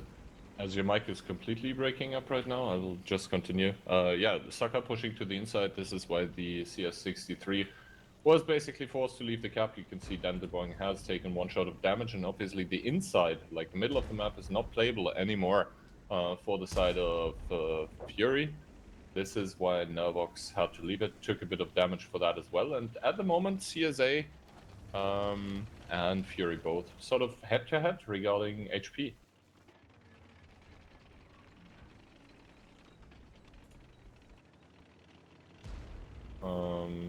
Alright, repush going on by the side of CSA now here in the southwestern part of the map. Ondra is the one to get collapsed upon, but he is fighting to the nail to stay alive. He has one more shot remaining. Is he going to be able to kill the CS63? As he does, he picks it up, and he even makes a getaway against Impact, who doesn't seem interested in the reloading Batchat anymore. Tansov now trying to come around with his 277 respectively. Doesn't make it though. So Ondra is gonna stay alive for the time being, and Cosmo is now starting to push in with his CS63 respectively. Impact now being shot by Lucker, and Ondra still staying alive, just playing ring around the roses with all of the heavy tanks in the enemy team. But as the time has dipped below 1 minute and 45 just now, we'll have to see what's actually going on in the northeast, because CSA is going to win the southwest, but are they going to win the game is the question, as Froley is going to fall here because Unique is going to be reloaded soon. There we go. And Unique should be able to get away here against Lucan, because the S-Conk is not as fast as the 277. Yeah, we need to see if Golder has the reload there onto Nervox to pick. He indeed does. Vervi sitting on only 47 HP, and now he might have started getting rammed to death in the garage. Unique shooting the ground again. Yeah. And Lucan is now going to drive there. It's still 1 minute remaining, so that should be more than enough for Lucan to pick up Unique here, who is down to a 2-shot. Lucan obviously with the DPM advantage against the 277 from the backline. Sakalito and Golda already come in. The same can be said about Cosmo in the CS, but it's going to be Lucan to lock in the round and lock in the victory here for CSA, who are going to make it towards the semi-finals. Yep.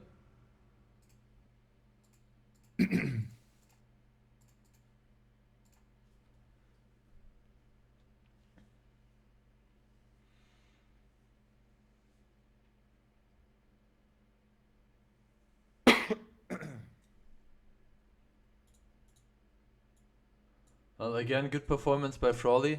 11 penetrating hits. Not Frawley, the Batchat, Ondra. And as you mentioned, the outplay against the CS, escaping from Transov as well, was definitely helping on the fight on the lower side. I guess next match is going to be Postro against the Felix team. Wait, that one started already? We can jump into the second round. It's the best of 5. Alright. In a moment.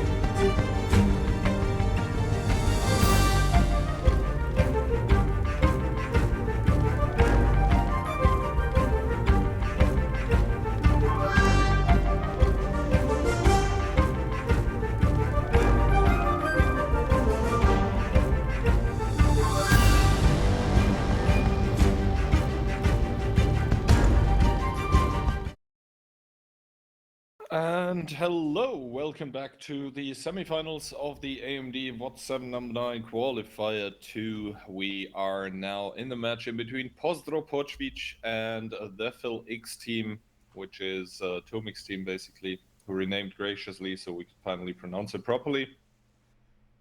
Current score is 1-0 for the team of Pozdro, but as this is a best of 5, there is still plenty of opportunities for the recently transferred players to make up for this. And they are bringing Rambo in the 60 TP, then we have Triple M454, double 277, 1 CS63, and on the other hand, 1B, double M4, 1 E100, double IS4, and the CS.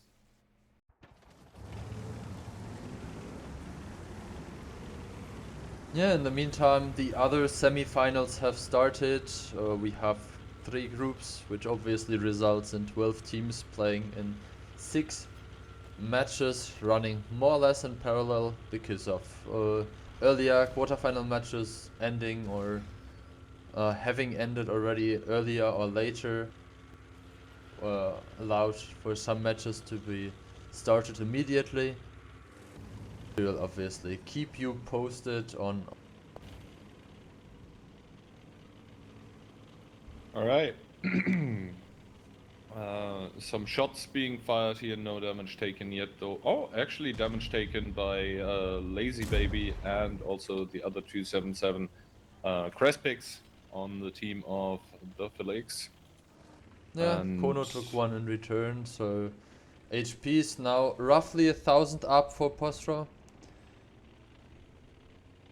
And it looks like my team decided to come for an aggressive move on the lower side.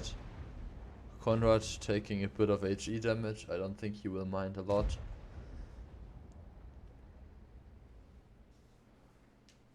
Alright, I'm gonna set up the next prediction.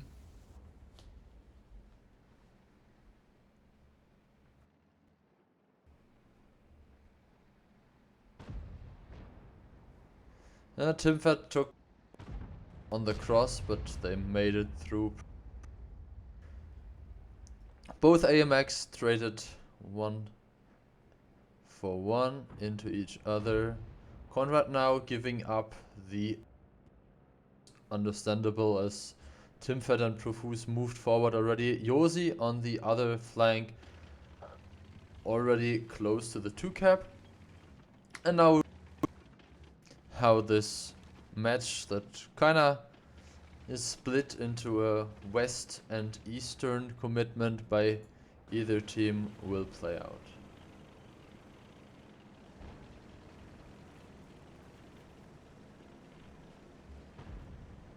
Alright, cap now getting started here by Profuse in the IS4, close to the 1 cap. This is why we are seeing rotations being started. A lot of damage already being traded away, by the way, on Simple. Or Simplex. iSimplex? Simple. He's just gonna be called Simple now. Kubash, very, very low as well, though. And as the cap pressure starts mounting, we need to see a bit more of a reaction by the team of Postro. They are pretty successful in basically giving the 3 tanks that we see pushing here right now something to toy around with, I just something switched to waste over time as with. the cap circle is down 16 seconds. Pulling back to have Yosi hold the angle.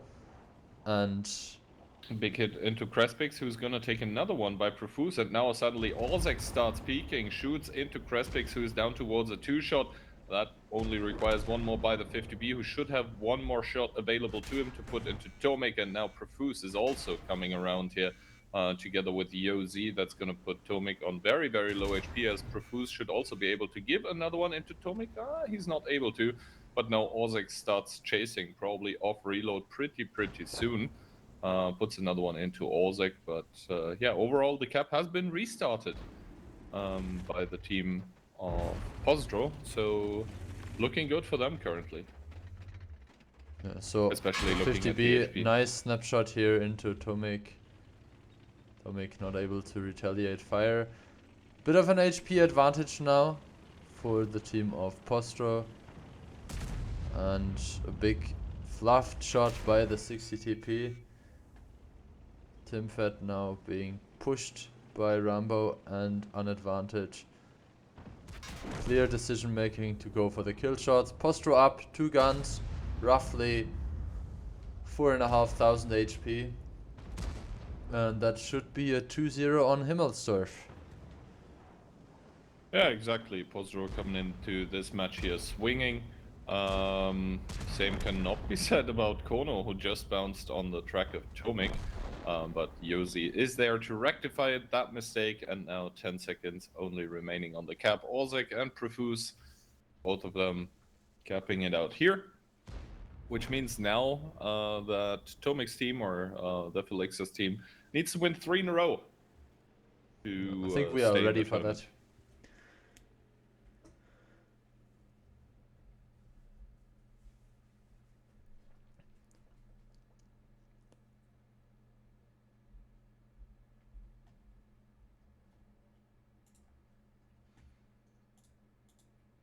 Right. So the Polish guys here, after a pretty disappointing qualifier 1, where they lost against the team of IORNG that actually did end up making it to group stage already. Now they're showing what they're made of. That is a statement. 2-0 on Himmelsdorf. 2-0 for Valo as well, winning over TR.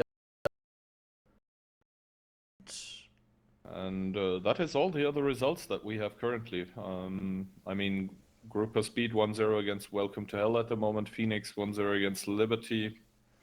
And that's sort of it.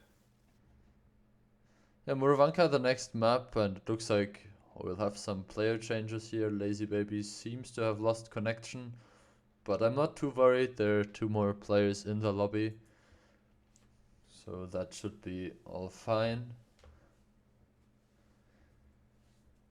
Going over the post-game stats. Kono, strong performance as usual. Yosi as well, good damage. Picking up 2 kills as well. Conrad blocked 2.6k damage in the initial position and then in the fight on the lower side of the 8 line. Alright, Phoenix 2-0 against Liberty. And yeah, 1 minute and 10 seconds until we're going to commence with the game. Lazy Baby seems to be back. Other than that, lineup already pretty clear for your team. It's going to be 1CS63, 22277, double IS7, and a mouse for Muravanka, which is quite a heavy lineup. I've seen quite a lot recently. Used for the middle to brawl it out. We saw, I think, Conrad played it in the match between Postro and Goodnight Nomi. And he was crucial in killing the, who is it, Sokol in the T100 Lite? Some T100, yeah. Yeah. But yeah, the mouse with 350 HP roughly, definitely a force to be reckoned with. And I think there was a video by Ducky on the new Chinese heavy tank where he was explaining his concept of trading tanks, and the mouse is definitely one of those, especially as the mouse comes with the advantage of having APCR in the middle of Muravanka, where there are a lot of fences and like destructible on. So we'll need to see how the mouse will hold up. Yeah, mouse as well for Postro. What do you think about the other tanks, especially the STRV? STRV. It's an interesting one. I mean, Muravanka, yeah, it's sort of an STRV map in randoms. We haven't really seen it a lot in competitive. I think we saw it when the Winter Invitational was played by Hollow. So possibly some inspiration taken there. The other tanks by Postro obviously being CS, S-Kong, Mouse, IS7 and 454. Unsurprisingly, both mouses are starting to make their way towards the middle. Although, Gesture, that's an interesting pathing, I would say, for the mouse. Yeah, the mouse of Gesture Looks like he is moving towards one of the closer buildings, potentially to prevent decaps or something like that. Or just decided that this is a better way to stay safe from I the think he's forest. possibly supposed to keep going here. Ah, never mind, he stops. The thing to remember though is that the mouse obviously He has has seen the mouse from Postro, but interrupted you. I mean, Ozek taking some shots on the cross. That is to be expected. He's now gonna start peeking onto Gesture, and obviously the team of Postro are now gonna take the forest. That is what you need to do if you have a one-cap pressure like this, with the one line heavily contested by the attacking team. Then you need to deliver the resets from somewhere else. In this case, from the city, where the mouse just traded one against Simple. And Profuse is not gonna like what he's going to find here, because there is triple tank actually pushing on the one line. Tomic, Lazy Baby, and Crespix, all of them starting to go and having swings at Profuse, who is now down and out of the game. Yosi is trying to make his way over towards the one line, but that was a pretty good pick, and 12 seconds only remaining on the cap. There are no real angles from which the STV could be resetting. Conrad scrambling back, but it's 5 seconds left here. Conrad actually did get tracked by Gesture. Kono trying to come in with his CS. He does get the clutch reset. I think that was in speedy mode, but I think Postro, they have to sacrifice too much for these resets, as 0 seconds the cap does complete. Yeah, a very close call there with a shot from Yosi, but it looks pretty good for my team either way, and we are starting the reverse sweep right now. Surely.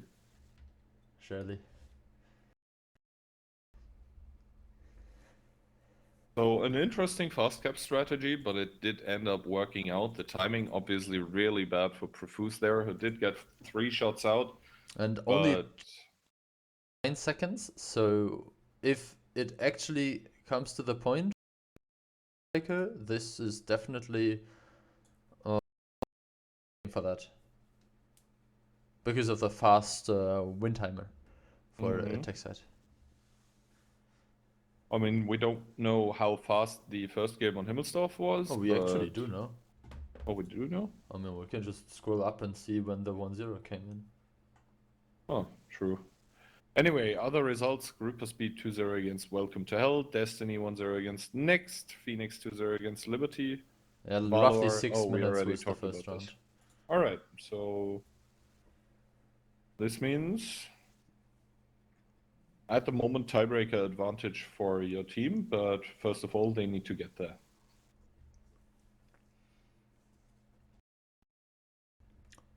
Yeah, Postro is now on the attacking side, and recently we have seen quite a lot of attack wins.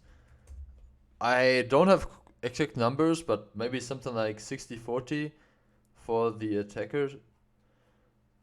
And definitely something they should hope for, because coming back on a 2-2 and having potentially the tiebreaker advantage on Ghost Town would definitely be a moral boost for any team.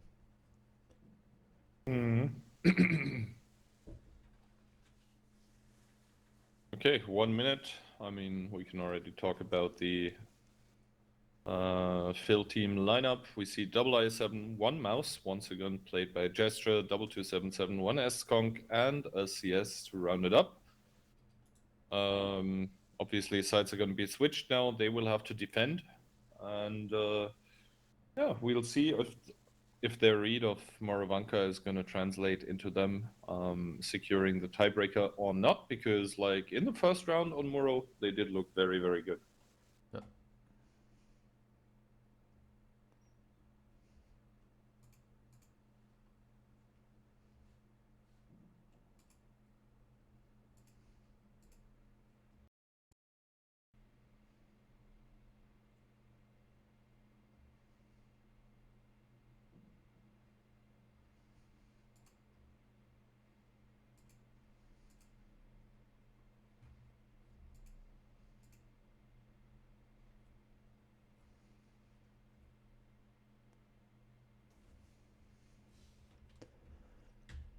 Here we go.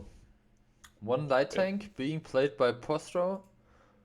They're coming in with 6 heavies beside that, an IS-7, double S-Conk and 3 AMX.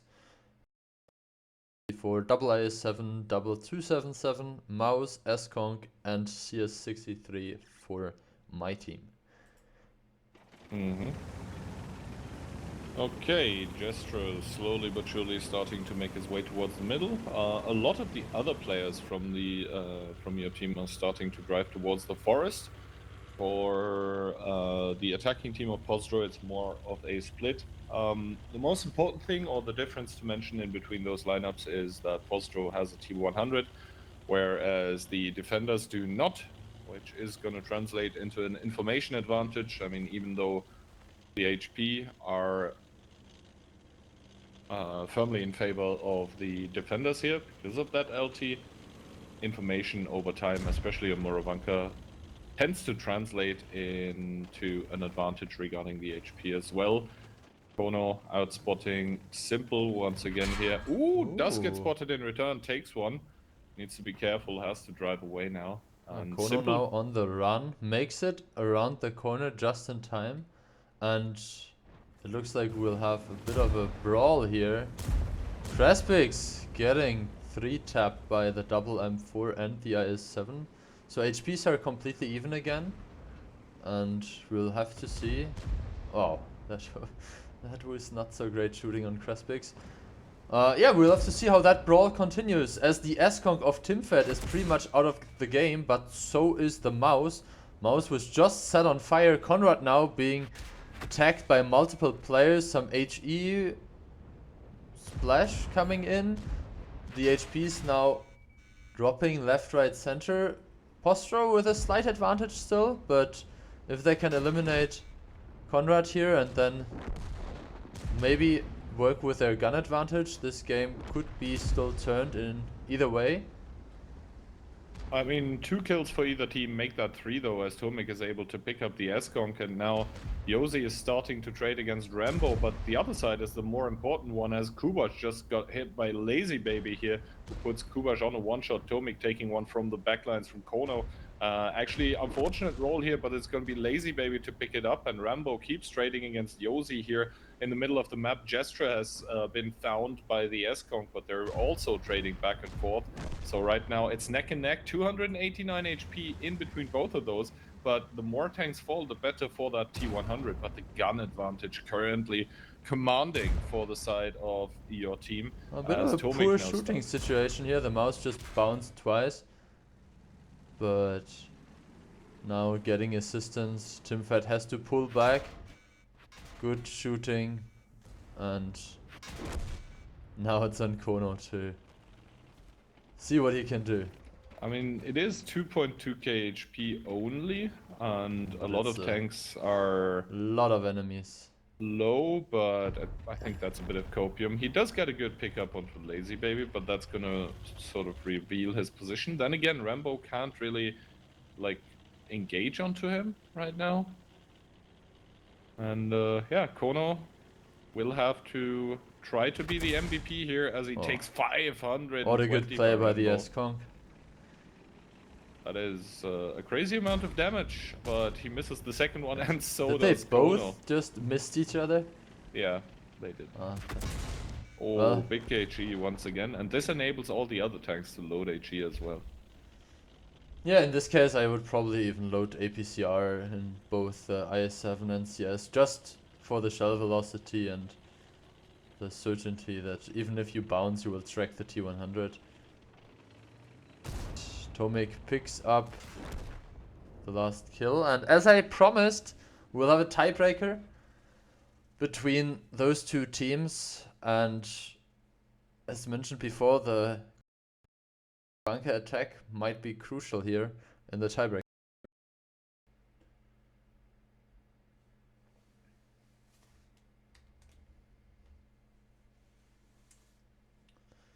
Okay, Valor 3-0 over Tia Paola.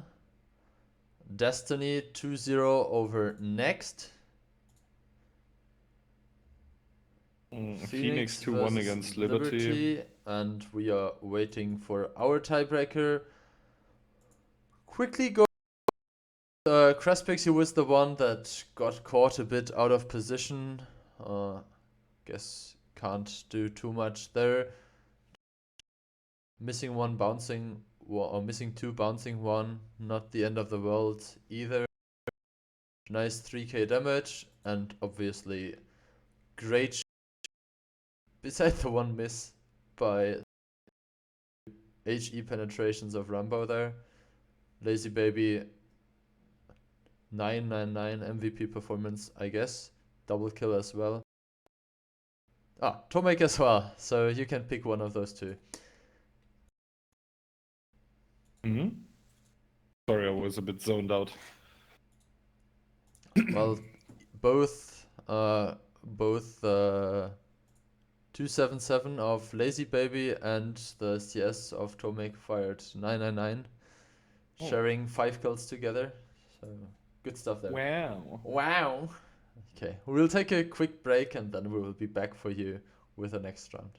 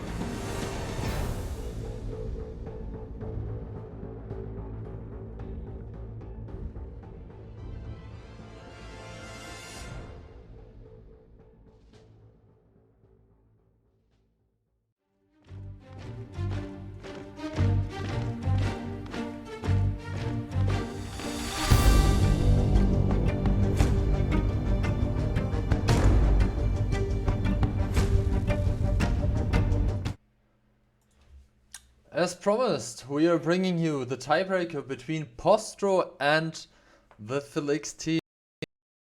Ghost Town is the map to be won, and it looks like on the attack, both teams getting close to 20,000 team HP. Postro coming in with 3 IS4s, 1 IS7, Mouse, Skonk, and Kubash in the bat chat. On the other hand, we have double 277, Skonk, CS63, Mouse, and AMX M4.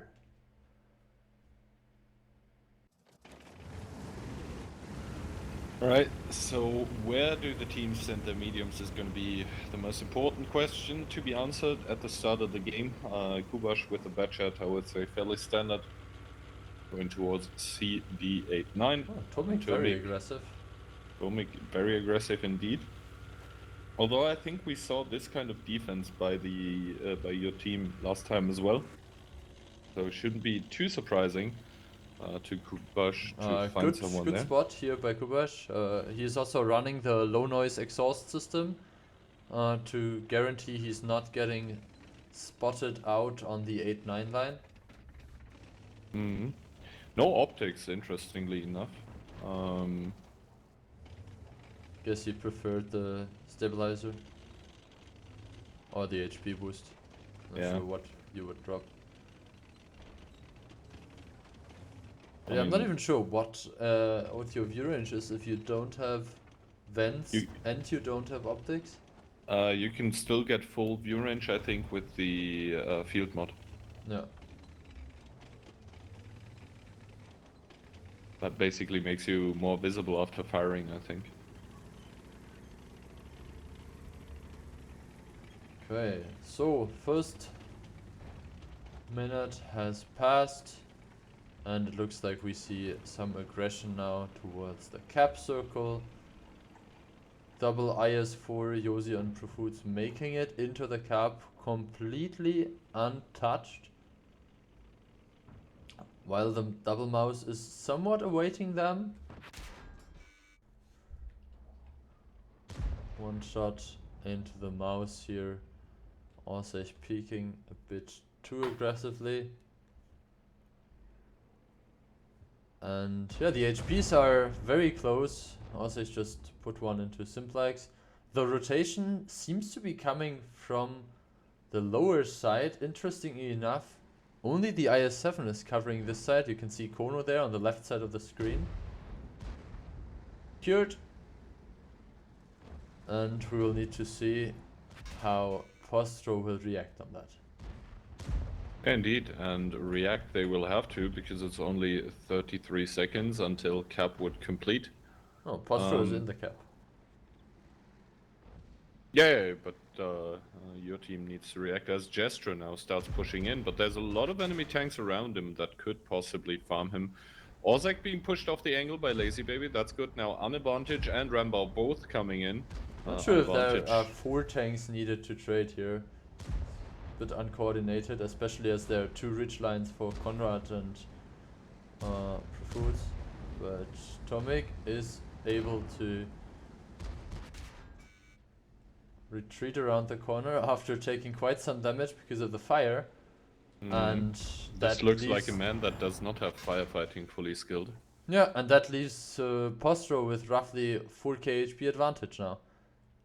Exactly, 10 seconds remaining here, and slowly but surely Crespix needs to deliver a reset. He's starting to drive out, takes 1000 immediately to the face. Unadvantage also dropping down towards a one-shot. Lazy Baby coming from the sidelines now. Does miss his shot as well, and those resets, they're ever so costly. Postro now up 6k HP at this point. I think there is another fire going somewhere as it's continuously dropping. But yeah, all the tanks that are close to the cap that can deliver resets, all of them except Crespix are on one shot now. Kubash has found Lazy Baby. In the meanwhile, Kubash takes one more. We'll see if he has one more shot in the clip to finish off the tank. He bounces one. So Kubash leaves Lazy Baby alive for the time being, but 5.5k difference. So this is not gonna matter anymore, as Postro together with 90% of the Postro believers in chat, are gonna count their winnings, are gonna advance to the finals, and yeah, the quota are not really good. 90% voted for Postro. Well, Tim Fed should be able to put in. Well, guess he goes for the ram. Conrad only for the track shot. And there is the kill shot.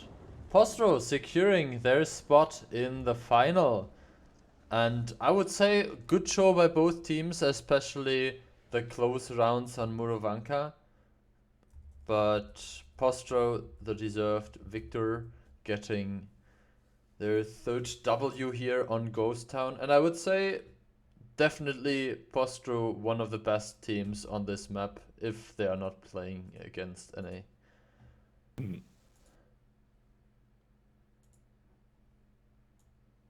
Okay, this means that CSA against Adamski is going on. Want to jump into that one? I mean, the round is currently going on, but I think it's the last going semifinal.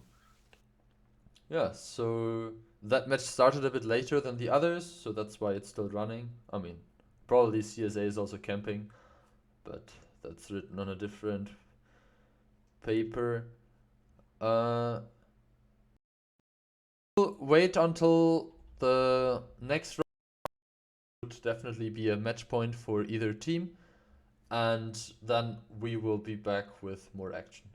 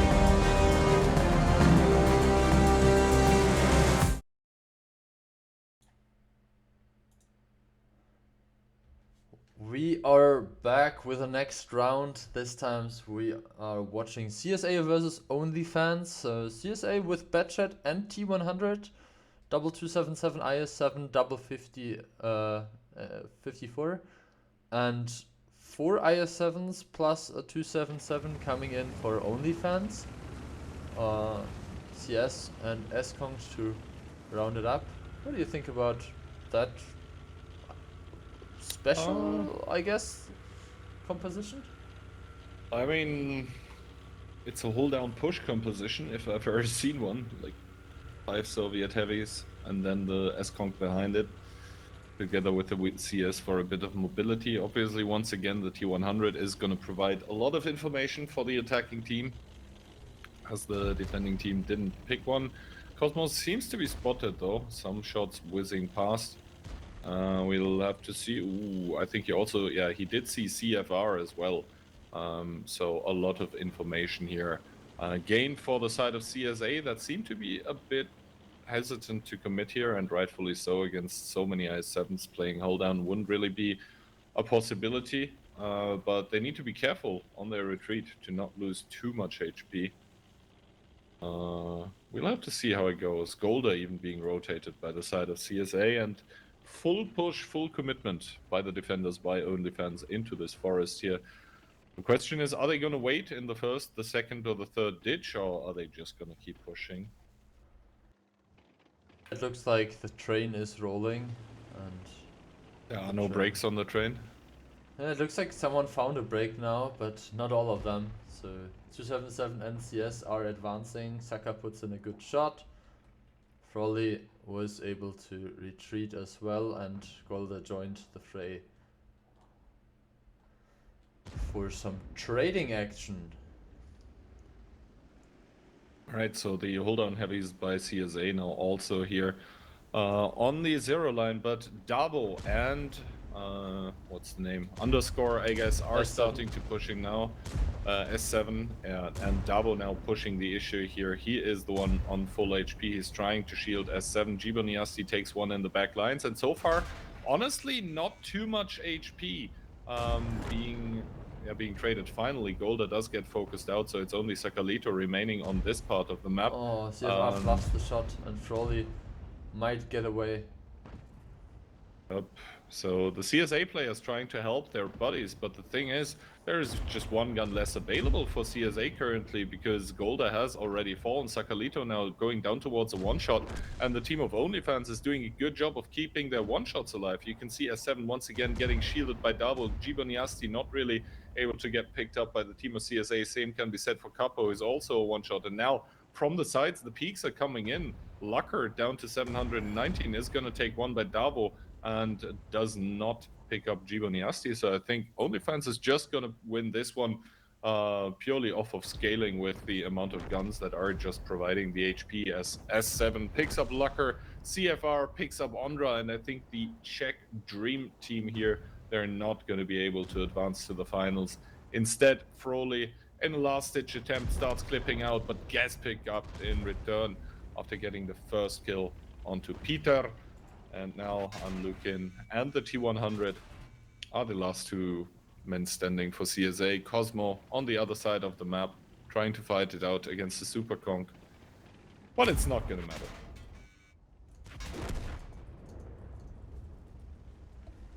I guess we can take a look at Cosmo's perspective, but with 5000 HP left, as you mentioned, this is a pretty big task for him.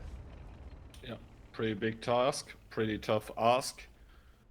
And yeah, Jacek, I mean, the only thing that's keeping him from killing Cosmo is that Cosmo is playing it quite nicely around this house here, but as CSA is attacking, it doesn't help. Mm-hmm.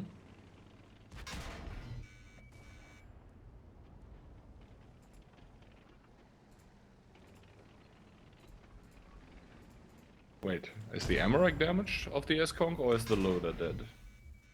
I mean, you should be able to see that. Yeah.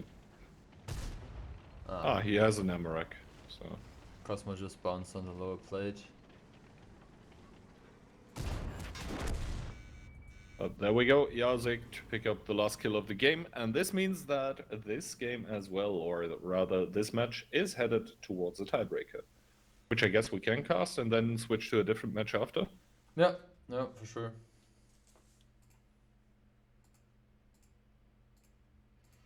Okay, well, let's take a quick look at the post-game stats. And we can see the newest member of the competitive Discord, 10-10-9. Good stuff here by A7. And I have to say, unusual that we see this kind of Murovankar, but it worked out, even though CSA had good information on it. And maybe also a bit like CSA kind of came with 2 soft tanks against this very heavy commit lineup. All right, so we'll go to a quick break and then we'll be there for you with the tiebreaker in between OnlyFans and CSA.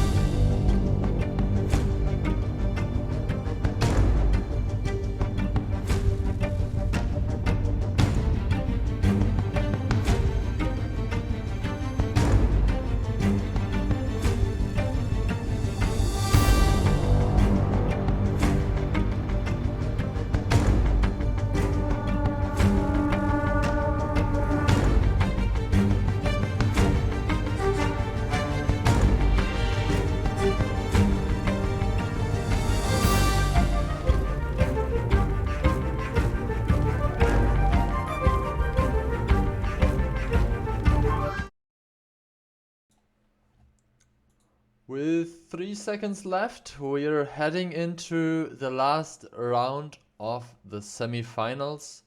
CSA on the attack against the team of OnlyFans. Coming in with pretty light setup. Double budget, unusual choice I would say. AMX M454, double IS4 and a mouse. What do you think about the defensive lineup?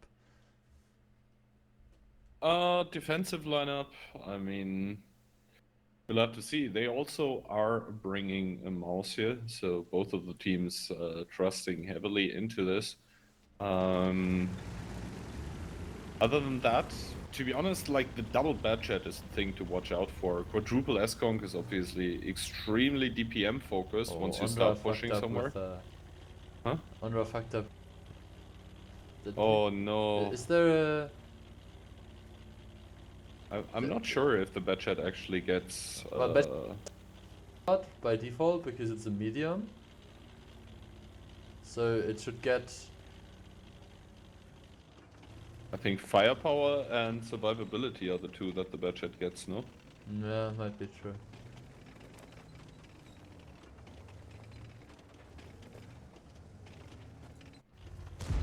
Frawley obviously able to outspot anyone, but nobody peeking yet.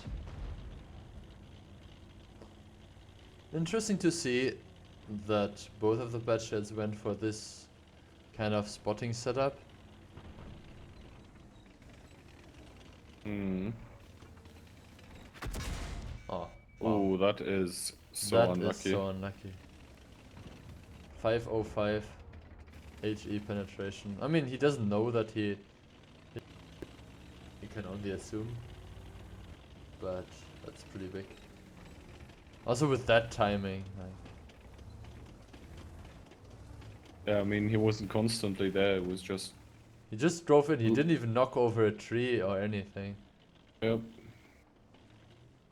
Did he spot CFR and maybe CFR fired because of this? Not sure. Either way, CSA 2k HP down.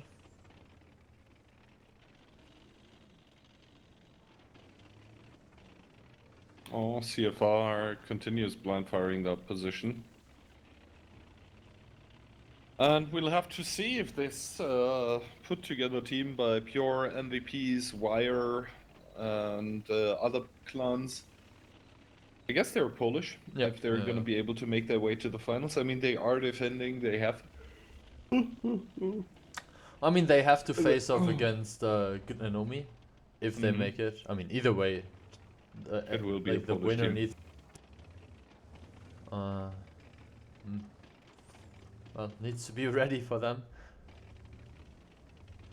But so far, CSA playing their usual attack in a manner where the first 3 minutes they're pretending to be the defenders.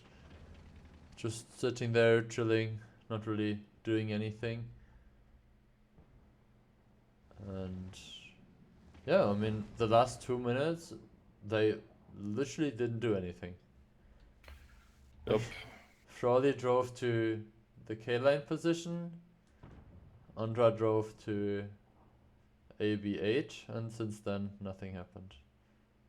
I mean, there is something happening. S7 with the S-Conk is being rotated, I think, over towards A34, or possibly even A1. We'll have to see. He's taking a pretty long route. Yeah, it's going to be A34. So he doesn't have field mods, because it's only 2640 HP, and the S-Conk can go up to significantly more. You can see it at the other S-Conks. Just play tournaments to get the field mods. 5-head wine glass. Yep. Okay, rotation is coming now. The train is moving in. 2 shots taken so far. A third to the IS4. And looks like the mouse will be used as vehicle to prevent decaps. Good shot by Saka.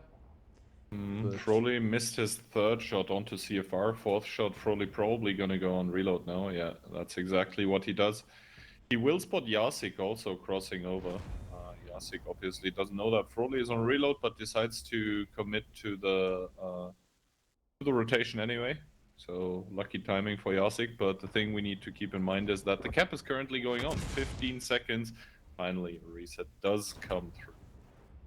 Yeah, and we were mentioned at the beginning, the double batchet is not the usual thing that we see, and I haven't seen really any impact from those tanks. I mean, finally, Froley is able to clip out onto Yasik here. 3 out of 3 currently as it stands. 4 out of 4, and Lucker is able to pick it up, which enables more crossfire onto the tanks that are decapping, but the tanks that are being decapped, that is only Golda remaining, as Lucan has already dropped. They are under heavy pressure here, under heavy fire, and indeed Golda, the next one to drop. Sakalito not able to reduce CFR towards a one-shot. And all of a sudden here, the attacking team down 4.7k HP. That's not something you usually come back from. As Lucker with another shot into Gibinyasti, but he's gonna get picked up rather soonish.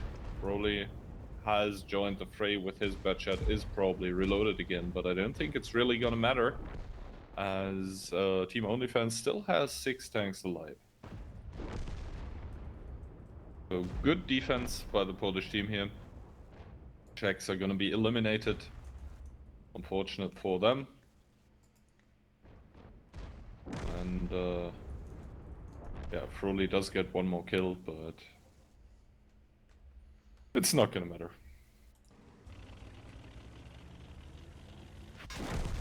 And even a high roll coming out by Kappa. Okay, that leaves us with OnlyFans, aka Grouper Speed.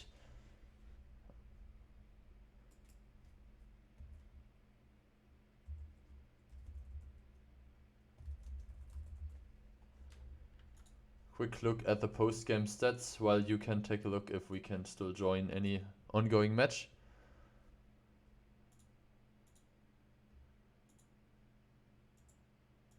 And I have to say, the batchets did not.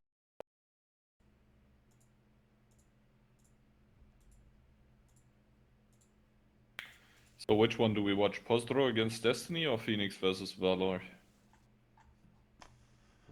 No preference. Have you seen Valor playing already? I don't think so. Oh, I think we haven't seen Destiny either, right? Mm-hmm. Let's watch the one that pops up first. Alright, so we'll head to a short break and we'll be back with either one, whichever one comes first. Yep. Oh. 1 point against Phoenix. We'll take a 2-minute break and then we will be back for you.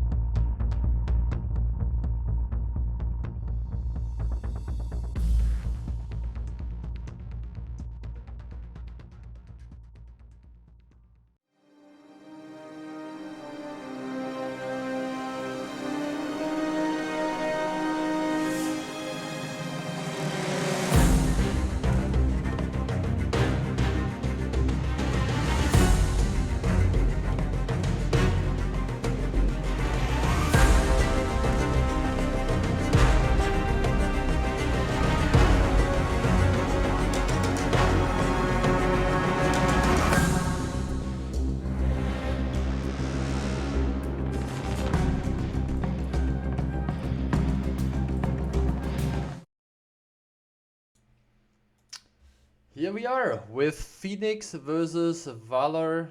I guess Key, you can switch around the predictions already. And we are second round of steps already. Short update that it's already 1-0 for Valor, who is playing with quite some S-Kongs, 4 S-Kongs and M4, Batchat and Minotauro. Minotauro also for Phoenix, who is playing with a 113, double IS7, S-Kong, Batchat and STRV.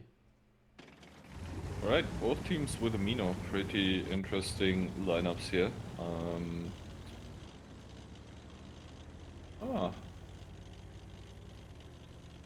We'll see. Most importantly, where Aubrey is going with the Batchat and also where Zavi is going with the Batchat. Zavi taking A3 here, Aubrey instead getting sent towards the south to make a quick spot there. Obviously, the fact that Valor do not have double medium indicates that they don't want to take K0 immediately. And yeah, I would say fairly standard defensive opening here. Article with the 113 trying to spot any kind of rotation by Yayas or Zavistar, but he obviously doesn't see them here. Oh, actually Yayas got spotted.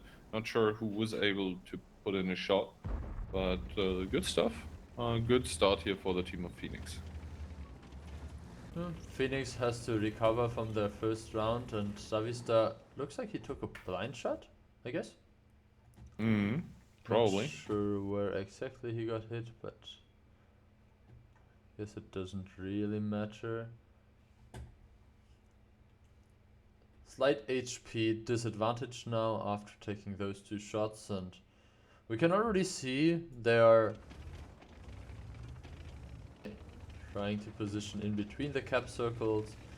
Going on to the minimap view, we see the AMX here covered by the Batchat, defensive S-Kongs and the Mino. This can be used here to secure decaps, while the M4 can spot this direction.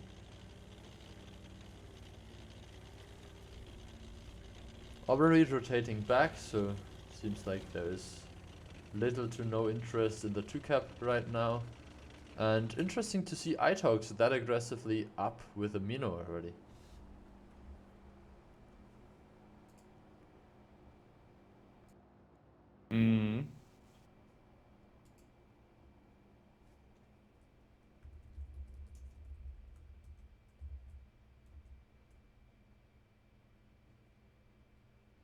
Okay, so fairly heavy Western commitment by the attacking team, by Phoenix. We're gonna have to wait and see if it pays off. At the moment, 3 guns that would be able to fire at people pushing over. And the little choo-choo train is getting started here. They will get spotted by EIS pretty soon, I would imagine. And a good shot coming in from the S-Kong from the side. That was Kurmelets. And Yaya's now trying to make a getaway here. The question remains, does he actually make it? Ooh, yeah. That is obviously a position you can take. You can try to cross here. But the problem being that the Minotauro Itox is actually pushed up from the middle, compromising his position. He takes 1 by the Mino, I believe, down to a 1-shot, or it was probably Horse in the S-Kong. Gets 1 more shot off into Horse, but yeah, that is a dead heavy tank. At least the Batchat was able to make it out alive. Yeah, Attila took 1 as well, but overall a good trade here. Up a gun, and well, just wanted to say trading positively, but Magic just traded 1 for 1 with the S-Kong, not able to significantly roll higher. And is now trying to figure out an angle to hit the S-Kong. Nope, only the track.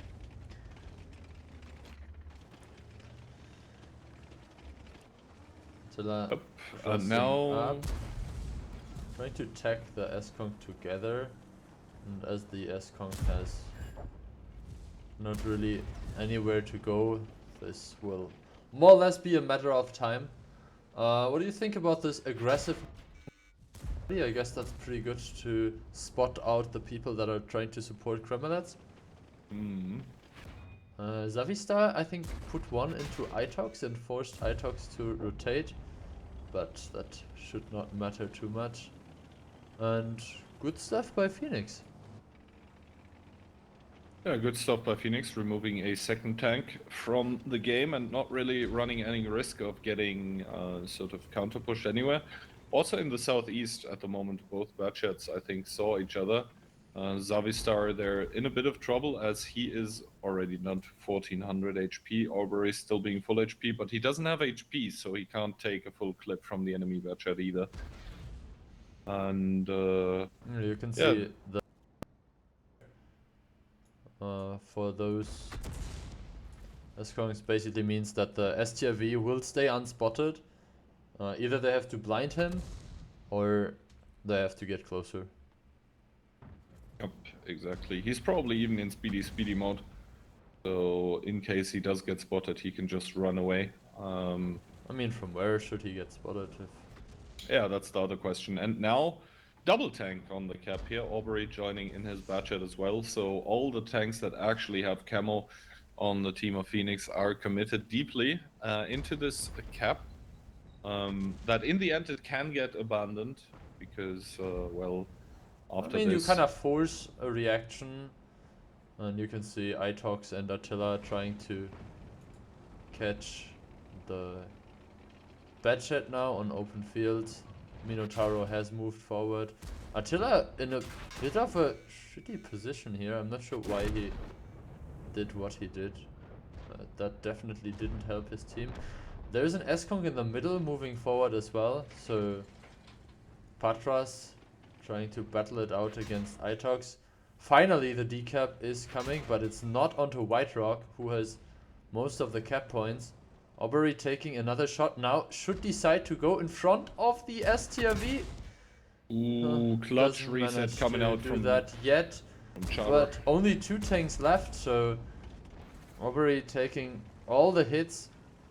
Now still able to put in a clip if he gets to retreat behind the ridge line, and 1 minute left for Crazy War to run. I don't think that's enough.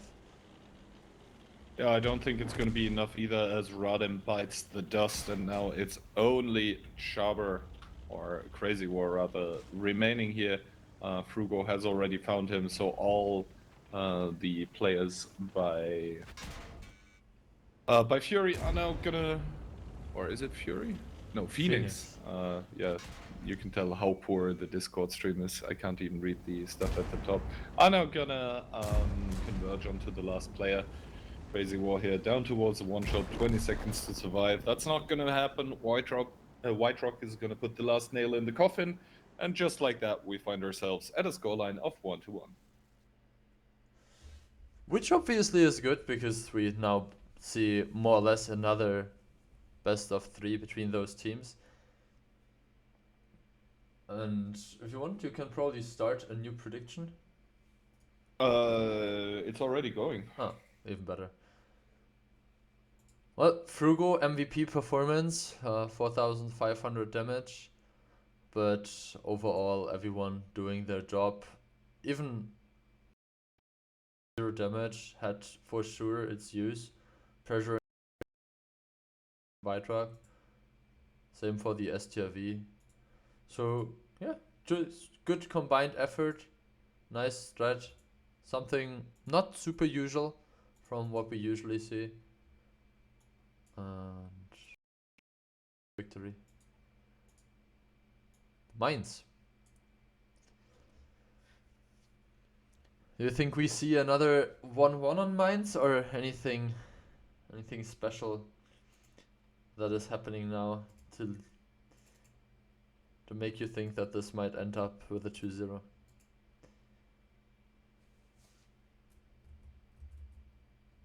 If you can hear me. Mm-hmm.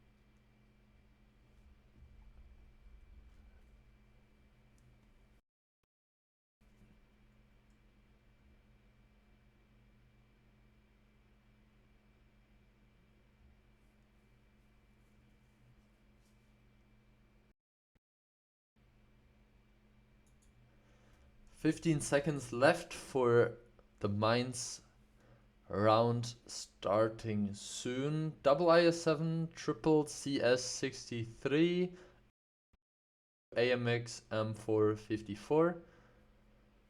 Phoenix will start on the defending side and then switch to attack after round 3.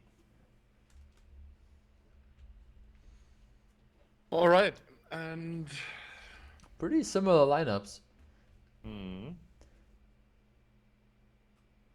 So triple CS either way, double AMX and then 2 Soviet heavies. So the IS-4 a bit of a slower tank, but well armored and has a lot of HP. 277 can be used to push on the 1-2 line, for instance. And it looks like that is exactly what happens. Patras takes a bit longer to load into the game. I guess he will be there in a moment. Let's hope so.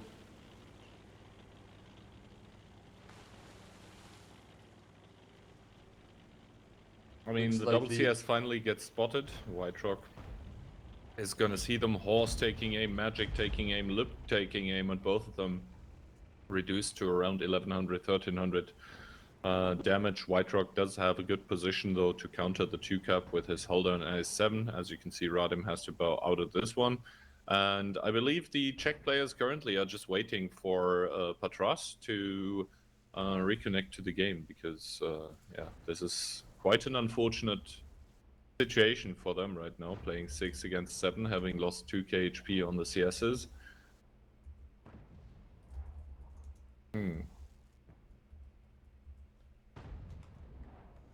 Well, Cap is running either way, but White Rock should be having decaps without problems. Let's see how much 10 HE, that's definitely a good amount to bring some decaps onto the top of the turrets of those heavy tanks. I wrote Patras on Discord and he decided to play now as well. So full 7 versus 7 happening. 2.5k HP up. Lukin putting in some bounces, but also getting tagged. Second time now by Attila from the back. 25 seconds left on the cap and HE decaps any moment.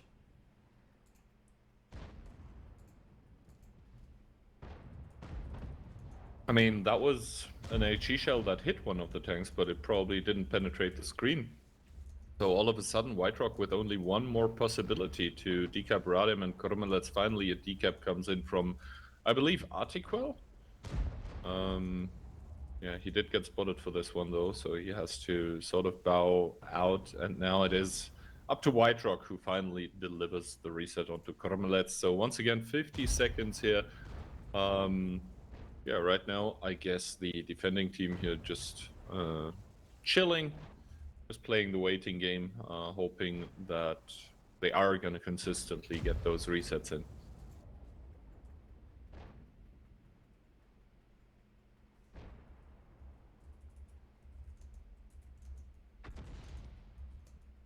Oh, 23 seconds. Oh, a reset. Okay, 43 again. So I guess we're just waiting until the resets fail, and then the defenders need to do something. If they fail, that is. Otherwise, the attackers will need to do something. No, I mean, we have been here already. 24 seconds this time. One decap misses. White Rock does not. Alright, so Crazy War finally gets sent through the island. Zavistar taking another one by, I believe, Frugo. And ooh, Horse bounces onto Crazy War here. Would have been down to like 500 HP had that shuttle penetrated. And now one more reset, cap once again up to 54 seconds. Frugo down to a one-shot, needs to be careful. And other than that, I mean, yeah, same old, same old. Half time. Resets continuously 4 minutes in. Horse took some damage, but not the end of the world.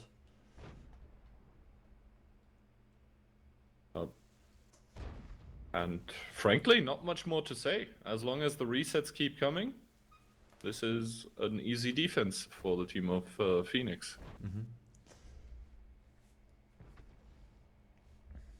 And the resets, they do keep coming. Another one. Yes, and that means that there's not really any further pressure to be applied. I mean, the defending team can rely on their decaps. They have 2 vehicles that can fire in this direction, and worst case, they just drop one of the heavy tanks. 3 minutes left on the clock, and the next decap just arrived. Yep. I think White Rock is conserving his HE right now. He did a big 530 connection into the IS-4 though. Oh, he has 6 HGs left. And another connection into the IS-4. Yeah, the IS-4 went sideways now, or was sideways for a moment, so that definitely helps with the damage part. And yet another shell into the IS-4. He's probably gonna die up on White Rock's next reload, and then it starts to look grim for Valor, who are down 4.5k HP. Are gonna be down a gun fairly soon. And yeah, there we go. So, and even the reset onto Radim, the HE resets just keep on coming in. How is that with insult to injury? Itox finding another angle here.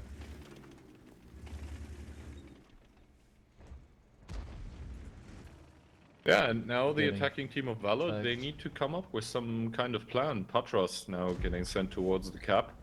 The plan is to just send more tanks.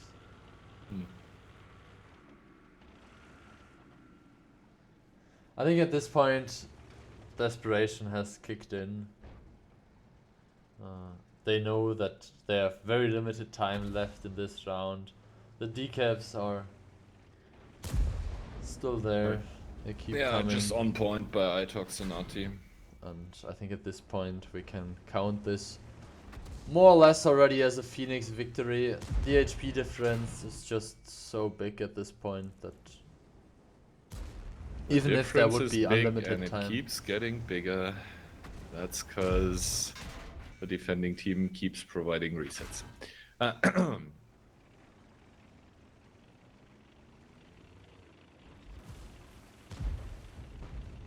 I mean, yeah, 5.2k, 50 seconds only, so even if Patras goes back onto the cap, I think they would need a third one. So this is going to be a firm defensive victory for the side of Phoenix to show how it's done, how you can easily hold pressure against 2 cap.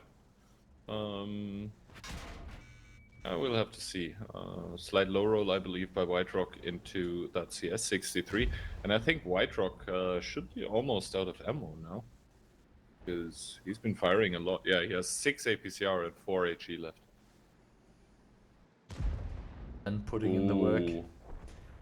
He just Coppola snapped the 277 as well.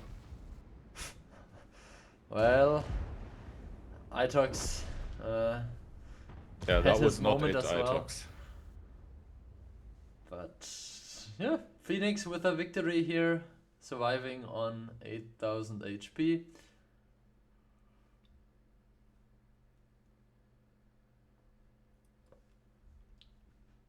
And we can see further results already.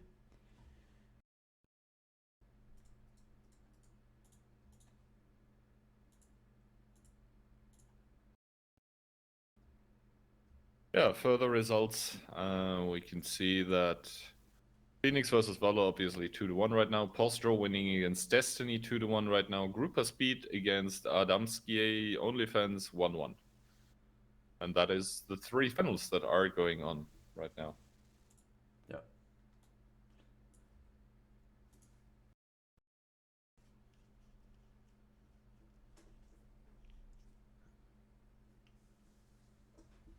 I mean, we can maybe highlight the performance from White Rock here again. 4000, 4000. 4,400 damage, sorry. And so obviously it only shows 100 decap points, but I'm sure he had like multiple hundreds. And like 54 as well by iTalks, and Attila as well over 100. So by all of them.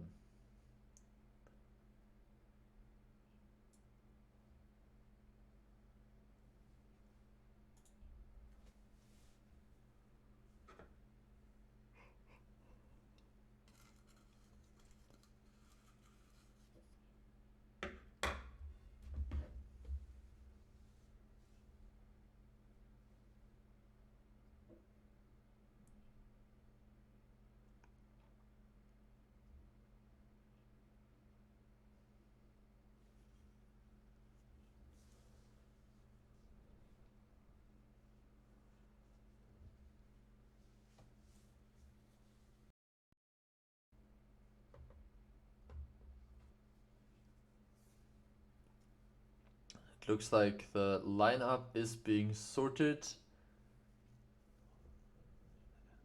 We're ending with double CS, 1 S-Conk, triple 277, and an AMX M4.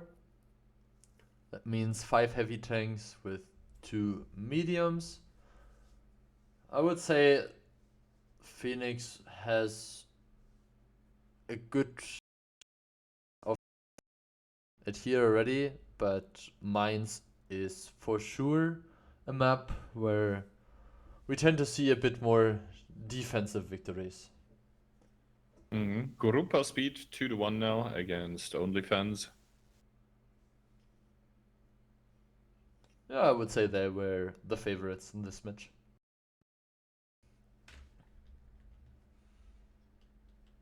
Again, similar lineups. We have double CS, an S-Conk.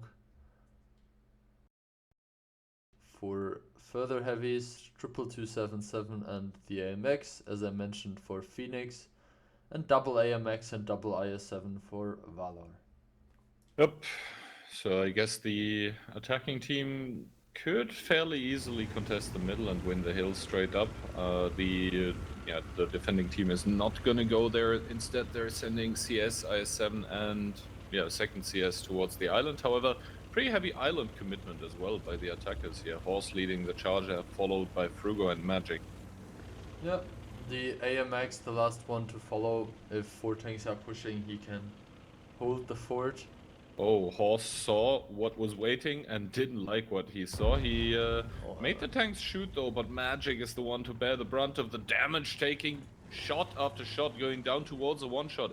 Are they going to be able to pick him up? Doesn't seem like it. Oh, I think Horse just got double-tracked. That's just unlucky at this point. He goes to slow mode even to try to shoot once, but he's just gonna get completely obliterated. The push though is still going on the 1-2 line, but they're just bleeding so heavily, I don't really see this succeeding. Yeah, 4k down now. The trades have started, but as you mentioned, it's in Hull on IS7, where the chances of winning this one for Attila are fairly limited. Crazy War picks up Magic. Lip crossing now as well. And Kremelats should be able to take the wreck of the destroyed. Somehow avoid shots from Lip for a moment at least. Lip takes one from the middle. 2 guns still up for Valor, so the DPM working in their favor. Attila could be able to eliminate Kremelats now, but in the meantime the hill was repushed.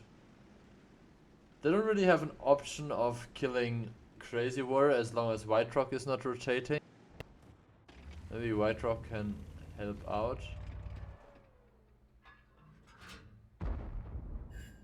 That is a bit of a disappointment. He reloaded HE and did a non-pen into the site, and I think 32?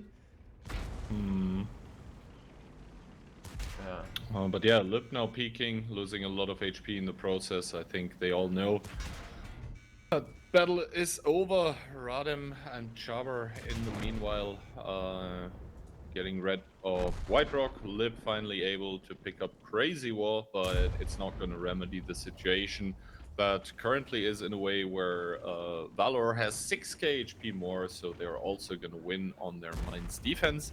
And this means we are headed to Tiebreaker, which is which map? I'll take a sneak peek and tell you that it's Prokhorovka. Prokhorovka. All right. And possibly we can congratulate some other teams already once this game is done and dusted / concluded. I mean, Yaya's now driving towards Artiquel, and the only other tank remaining here, Itox in the CS.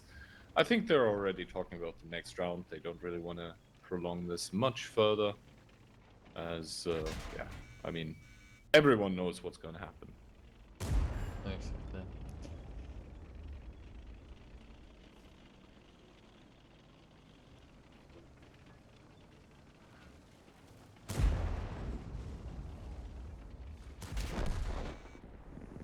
Okay, I guess we can use that time to quickly talk over what has happened. Those 3 final matches were concluded. Itox might even win this 1v1 if he commits fast enough. Gets tracked. Can't return the favor. Patras picks him up. So we'll have 3 winners from today, 3 winners from Thursday, and 2 invited teams, which will be shuffled into 2 groups of 4, and those will then play a single round together in a best of 7 series each. Top 2 of each group are advancing to the playoff upper bracket, and the 3rd places will be in the lower bracket. Right, so no new match results, which means we'll be heading to a quick break, and after this we'll bring you the tiebreaker in between Valor and Phoenix.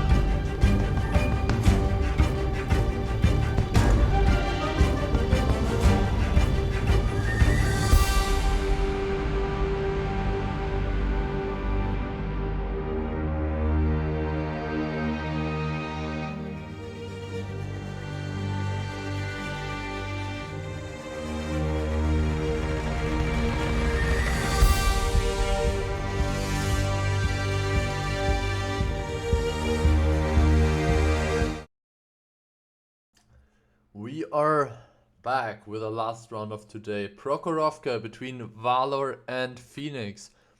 After a 1-1 on Mainz, we are now heading towards the tiebreaker. And we have some updates on the other two matches while we take a look at the lineups. Yeah, so basically Pozdro won, and who was the other team? Goodnight Nomi, Grupa Speed. Grupa Speed also won, so two more Polish teams making their way to the group stage. That being said, team composition, let's take a look at those first of all. So on the side of Valor, we have IS7, SConk, 1 CS, 1 STRB, 1 T100 LT, and from Phoenix we have the quadruple IS7, 1 SConk, 1 STRB, and T100 as well. So both sides starting with a light tank and with a TD, but the rotational advantage going towards the team of Valor, as they do have that medium tank. That being said though, the IS7s, they can be rather fast as well.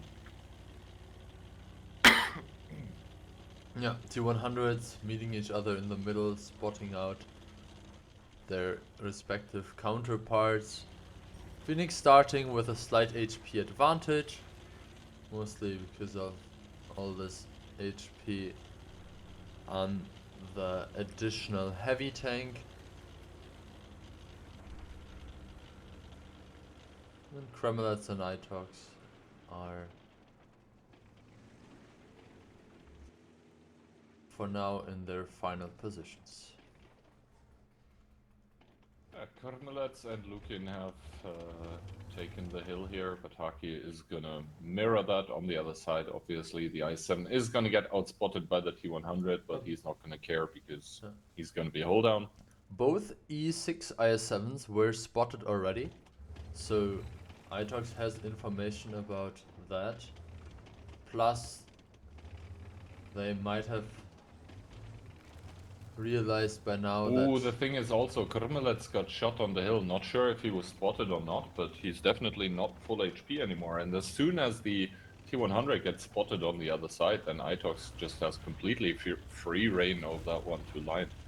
So this might be horrible for the side of Valor. Blind. But yeah, as you mentioned, the commitment is pretty heavy towards the 2-cap, so we'll need to see if they can smell blood in the water and punish immediately. We'll have to see. But Itox has now confirmed that basically the entirety of the 1-2 line is clear. So he's going to be a thorn in the side of the IS7s now. He just needs to be careful not to get spotted by the SConk. And I would actually love for the SConk of Phoenix to rotate into the EF2 ditch, because then he can give crossfire. I think that's exactly what Horse is doing now. Because then he can give crossfire onto both of the IS7s who have been forced very, very low. And who are sort of isolated, right? The only one who can really support them if they get overpushed is the SConk. And that's it. And I think that's exactly also what's going to happen. The overpeaks are starting, the overcommitments. Or is it an overcommitment, actually? I don't think so, is starting. Everyone focusing out Crazy War right now. The focus on the other team is going to be Frugo, who is down to 1200. He'll try to use Crazy War's wreck here as cover against the SConk. But yeah, the shots raining into Yayas. He's down to 1k. Also, Radim now spotted here, probably by the T100 or the IS7. Yayas down to 27 HP, does go down towards Frugo, who falls in turn, but that was a 2-for-1 trade. So they're going to be happy with that. Yeah, and now decent HP, obviously.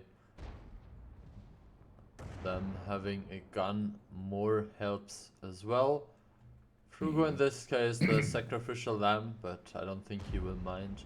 Roughly 5k HP up now even a bit more, and the cap has started. Exactly, cap has started. Now I think Haki on the other side on the hill in the IS7 is going to be the focal point right now for Lukin and Kormelets, Well, but I don't think to be that honest, Haki will mind too much. Yeah, I mean, Kormelets is on a one-shot. Haki is just going to take him out of the picture here, as he does Now, Lucan might be able to DPM down that IS-7, not anymore, as he takes one from the middle, I believe, from the S-Conk, and this is going to start spelling the beginning of the end here of the match, because Phoenix, they have double tank in the cap, they have Artiquel preventing the resets, they have an S-Conk that is suppressing Zavistar, and yeah, 5.7 to make that 6k HP disadvantage now for the defenders of Valor. Who had a very interesting strategy, but in the end, leaving that 1-2 line completely open just wasn't it. Cap is going to complete, and Phoenix is in turn going to complete the third team that makes it to the group stage today. So congratulations to them. I think, is that the first international team that we have to make it? Because I think we have 2 Ukrainian teams, one German, 2 Polish, and now this one. So yeah, actually the only international team. Yep. Okay, then quick run over the post-game stats. Nothing really too surprising. Good stuff coming in from the team. Having all those IS-7s here. And that's it for the gameplay part. I will quickly warn you that the next screen will be pretty light. So Right. flashbang warning. There we go. Adding Phoenix to the mix. And here we are with our 8 teams. And we will put them into the groups. Basically like this.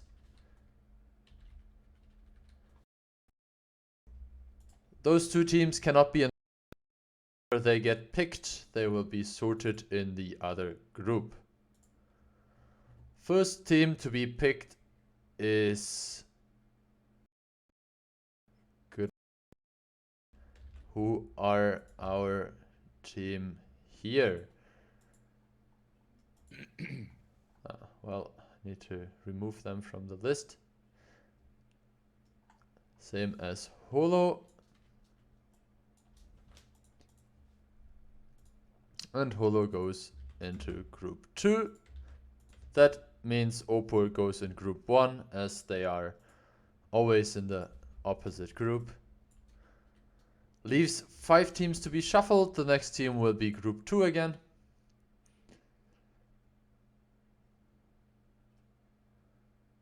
And that's the team G1 in group 2 joining Holovnici. Removing them from the list leaves us with 4. The next team in group 1. The IO RNG coming from Qualifier 1. I think at least German speaking team. Them being removed puts the next team in.